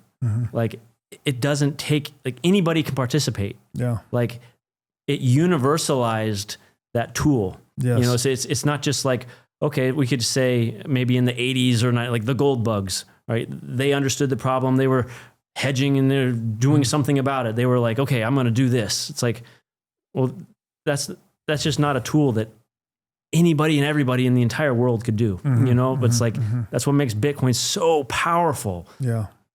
Yeah. No, it's well said. And it's the realization of so many things we've been pursuing for so long, right? Life, liberty, property, equality in the eyes of the law, power to the people, decentralization, checks and balances, like all these things are somehow, like, maybe not fully manifested in Bitcoin, but Bitcoin has a lot of aspects of a lot of these ideals we've been pursuing for a long time. So in kind of our last few minutes here, I want to read one last long excerpt. Sure. This was just your transition. Like, you go through the whole book laying out the problem really well, and then you transition into Bitcoin. And so I want to read that transition excerpt, and then let's just talk a bit about Bitcoin. It sounds funny. It's like, we're not giving Bitcoin a lot of airtime here, but it's understanding the problem is more primary. We also talk about the solution. We do that a lot on this show, but I think what you've done a great job here of, you also outlined the solution. But for me, I was getting a lot more about you going through the problem. So I'm going to go through this excerpt, transitioning to Bitcoin, and then let's just hit like the high level notes on how Bitcoin is such an effective solution. I'm going to even say Bitcoin is a solution to the meta problem of corrupt money. And another way to say that, maybe it's just a solution to a lot of problems. The money that is corrupt or not working or broken, I know you don't like all these terms, but like whatever, central banking is upstream from so many of the problems. So if we can fix this one, we can fix so many of these downstream problems. And I want to hear your thoughts on that. First, I'll read the excerpt here. And this is a bit of a long one, but it's really good. Starting on page 220, you write, "This is where our moral imperative transitions from exposure to construction. We have, in no uncertain terms, indicted the system. Now we must show that the real liberation is neither naive idealism nor an impossible dream. Moral clarity marks the beginning of every great struggle, but only action carries it to its end. Good intentions are vital, but they are powerless without a mechanism to bring them forth into reality. We are about to examine such a mechanism. Remember, we do not need permission from those who profit by our enslavement. We do not need to wait for legislation or plead with overlords in pinstripe suits. Our solution need not be theoretical or relegated to the realm of maybe someday. It already exists, and its strength lies not in cunning political maneuvering, but in its design, one that renders coercive authority obsolete. Prepare now to shift from moral outrage to moral architecture. We have built the case, the system enslaves. As moral agents, we must tear those chains apart. So, if you have absorbed the indictment with eyes wide open, if your conscience is curious, then read on. Let us see if there is indeed a modern tool equal to this task, a tool that does not merely critique the old order, but replaces it. Enter Bitcoin. So this has been a long indictment. It's been 3 hours on this podcast so far, really elaborating on the problem. How is it possible that one piece of internet funny money technology can actually contribute to addressing so much of these problems that we've touched on today? Well, it solves the problem. And if the problem is trust, it just fills that hole. Like, there is no trust. Satoshi, you say, what did he discover? What did he invent? And it's like, well, what clicked in my head was just, and he writes, I put the little Satoshi quote in there where he talks about the problem is the trust in the system. Yeah. So let's just remove that trust entirely. And there you go. Like, you don't have to really get much more complex. Like, that's the essence of it. Yeah. He solved for trust, right? It's amazingly simple how you just get that little window of trust. Yeah. Just concrete it over. Right? There you go. Now you don't got to worry about it. But here's the challenge. I want you to say a lot more, but when we say that, trust sounds like a good thing to most people, right? Most people are like, oh yeah, trust. And I want trust in my marriage and my relationships and like a high trust society. Trust is a good word, or at least has a lot of positive connotations. So when you say, oh, you know what Satoshi did? He got rid of the trust. Well, people he got rid of trust in the monetary domain. Okay. Maybe that's the finer point. Yeah. Yes, there will always be trust. When I have a babysitter come over, of course. There will always be trust. Like, I'm trusting you not to jump over the table and stab me. Like there's always trust within our interpersonal relationships, like human to human. Like, trust, yes, that is a thing. But if you don't have to trust, you shouldn't. I always thought it was really, even as a kid, like, trust but verify. That really perplexed me, because I was like, wait a second. If I'm going to verify, why do I need to trust you at all? Like, isn't that just redundant? Yeah. Like, that's wasted effort. That's like, there's no need for it. If I can verify, something, there's just no need to trust at all. That's right. So wasted effort. In the monetary domain, Satoshi sealed that off. Like, it's immutable, it's incorruptible. Like, that's what, if it is immutable, if you know that, like, nothing can change this, then there's never, there's just, every 10 minutes, it's verified, verified. So it's like, this is one of those things that also is like a use case for, like, I am a Bitcoin only for money, and if you want to create some little token that has some niche utility and like some little thing, it's like, I'm fine for that, as long as you don't attach any monetary premium to it, as long as it's not a mechanism to try to scam other people that put monetary premiums on it. And like, it's like, it's just like an arcade token. If it serves a function in your domain that does something. It's like, that's great. And well, what could be a domain? Like, what is an actual use case for, applying this cryptographic, verifiability to things? It's like, I don't know. Why don't we do that for voting? Why do I have to trust an election? Like, anytime I can remove trust from a domain, we should do it. You know? So why do we trust the elections? Why do we trust the election workers? Why do we trust all this stuff? It's like, just verify it. Yeah. We have the tools to just verify. That's right. You have your little vote token, you pay your taxes and there you go. Now you get your token and then you spend it on the candidate as you want. Yeah. As soon as the polls close, whatever, hey, get your tokens spent, by 7 o'clock. Mm-hmm. All right. You do that.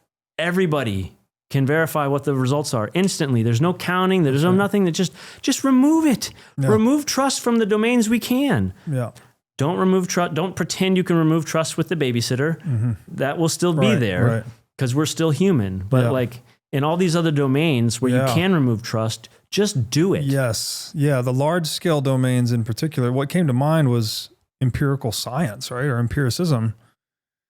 A point of it is to be able to reproduce the experimental results, right? So someone does experiments and publishes a paper, you don't have to trust the guy.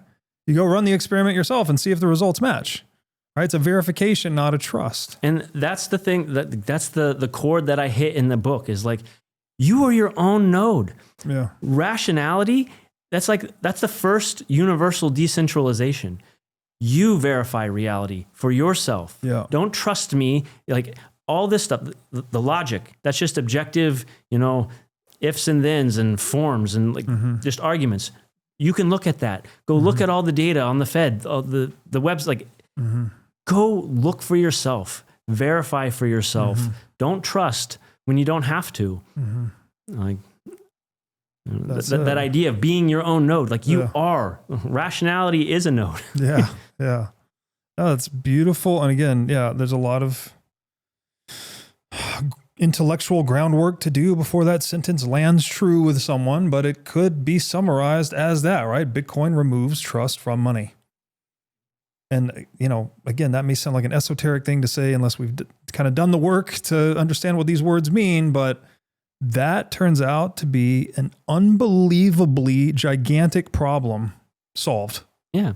Because why? Because what happens when you do have trust in the money and then the trust is broken, it's the social glue becomes dissolved, right? So social organization, a civilization collapses. So what we've created is like an undissolvable, if that's a word, indissoluble, I don't know, whatever the word is, social glue.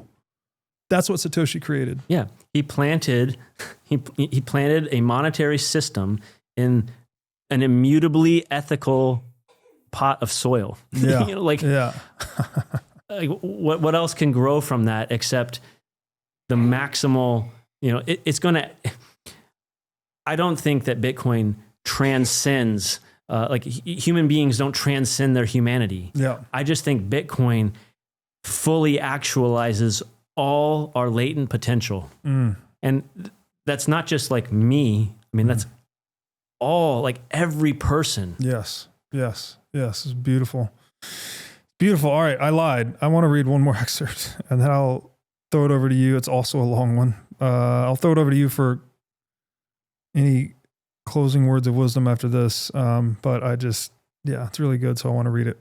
Hope you don't mind. This is on page 271, the section titled Hylomorphic Conclusion, One and Many, Part and Whole. Personal emancipation is only the beginning. As each of us unlocks our chains, the consequences cascade far beyond our private lives. True freedom does not belong to a single financially sovereign individual in isolation. The image of the lone man escaping into self-sufficiency is no less a speculative fantasy than the illusions conjured by Fiat. Reality is not structured that way. Logically, the whole holds primary over its parts. Just as it is absurd to imagine a hand or a foot flourishing apart from the body, it is equally absurd to conceive of the individual outside of the intersubjective bonds that define our humanity. That is where some libertarians go too far. elevating the individual above the whole, mistaking autonomy for disconnection. But this hylomorphic tension between part and whole, between the one and many, is not a flaw. It is a sign that we are grappling with reality. A coherent anthropology affirms both the dignity of the individual and the primacy of the whole. That no man begets himself proves the point. We are born into relationships. The family is not an arbitrary construct. It is the atomic unit of human existence. The individual is not diminished by this context, but completed by it. The same necessary principles that form atomic families give rise to molecular societies. So while states may grow wildly corrupt, we must speak with precision when discussing the abolition of the state. To remove corruption is one thing. To dissolve the necessary bonds that make individuality possible is another. To my libertarian and anarcho-capitalist friends, let reason be your guide. Stand on firm ground, not on an ideological precipice. Consider, what is a chess piece if it does not rest on the board? Human nature is immutable. To deny it is not a radical act of freedom, but a delusion, an attempt to impose fantasy upon the real. This philosophical foundation echoes the conviction of the early abolitionist. If one man's liberty is threatened, then the liberty of all stands in peril. We may not share a single mind, but we do form a single whole. This is our final reckoning, the inflection point where personal sovereignty merges with collective awakening and becomes unstoppable. Here we confront the ultimate choice: to cling to the illusion of atomized isolation, or to forge enduring freedom in a community of dignified persons, where the final chain snaps, not just for one, but for all. Extremely powerful and well written. Thank you.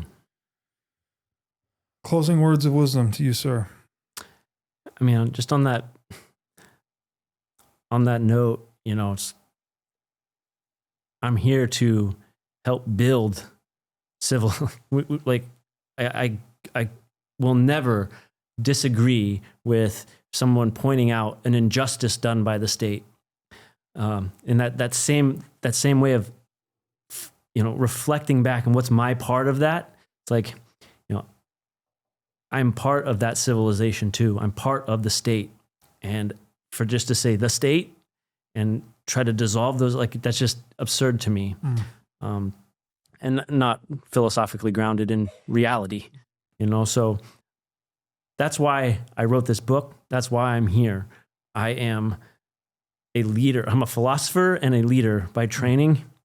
I put my life on the line for others, and I'm here to carry the fight. I wrote the book to run to the front line, to try to follow me, to rally people to say, you can do this. We can do this, for yourself, for your family, for each other. Like this, the masses won't orange pill themselves.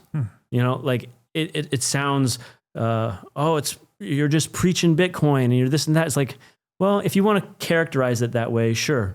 Like, I'm advocating that people actualize their human potential, pick back, like, take their dignity back. Like, it's been stripped from you. Yeah.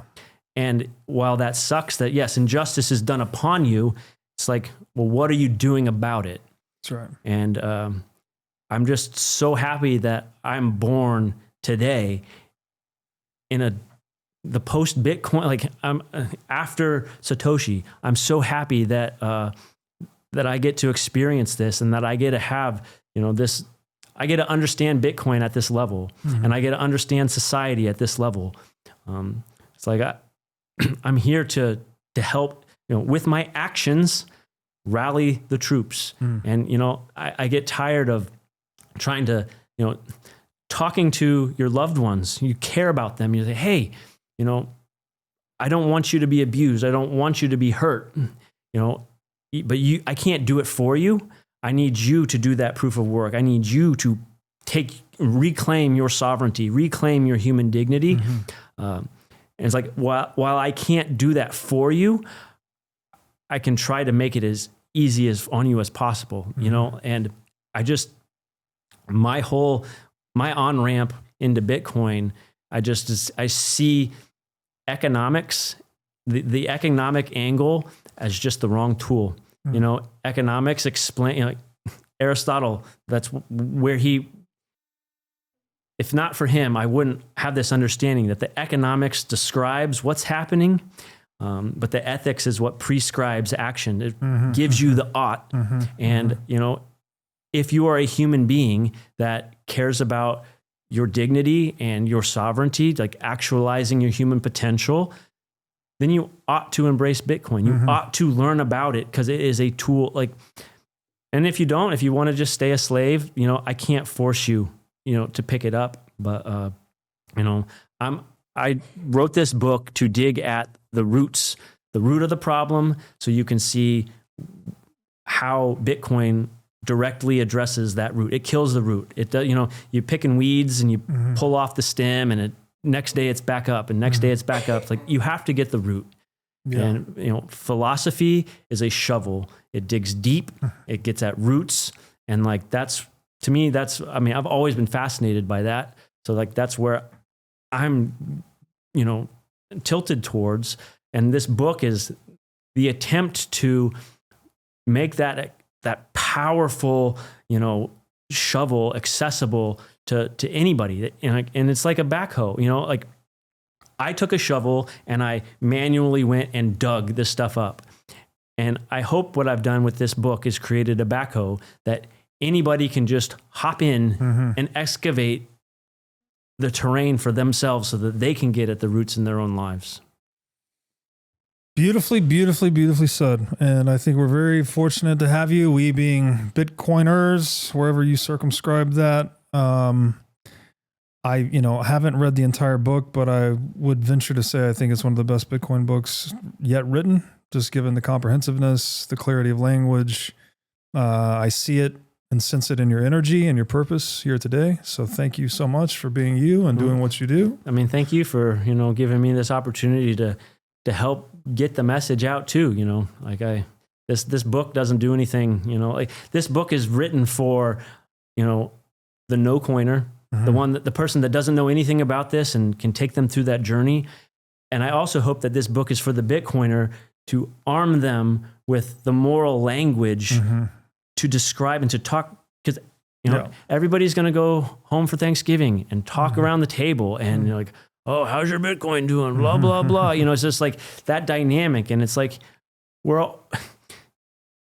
everybody should be aligned on this issue because you are being abused. Yeah.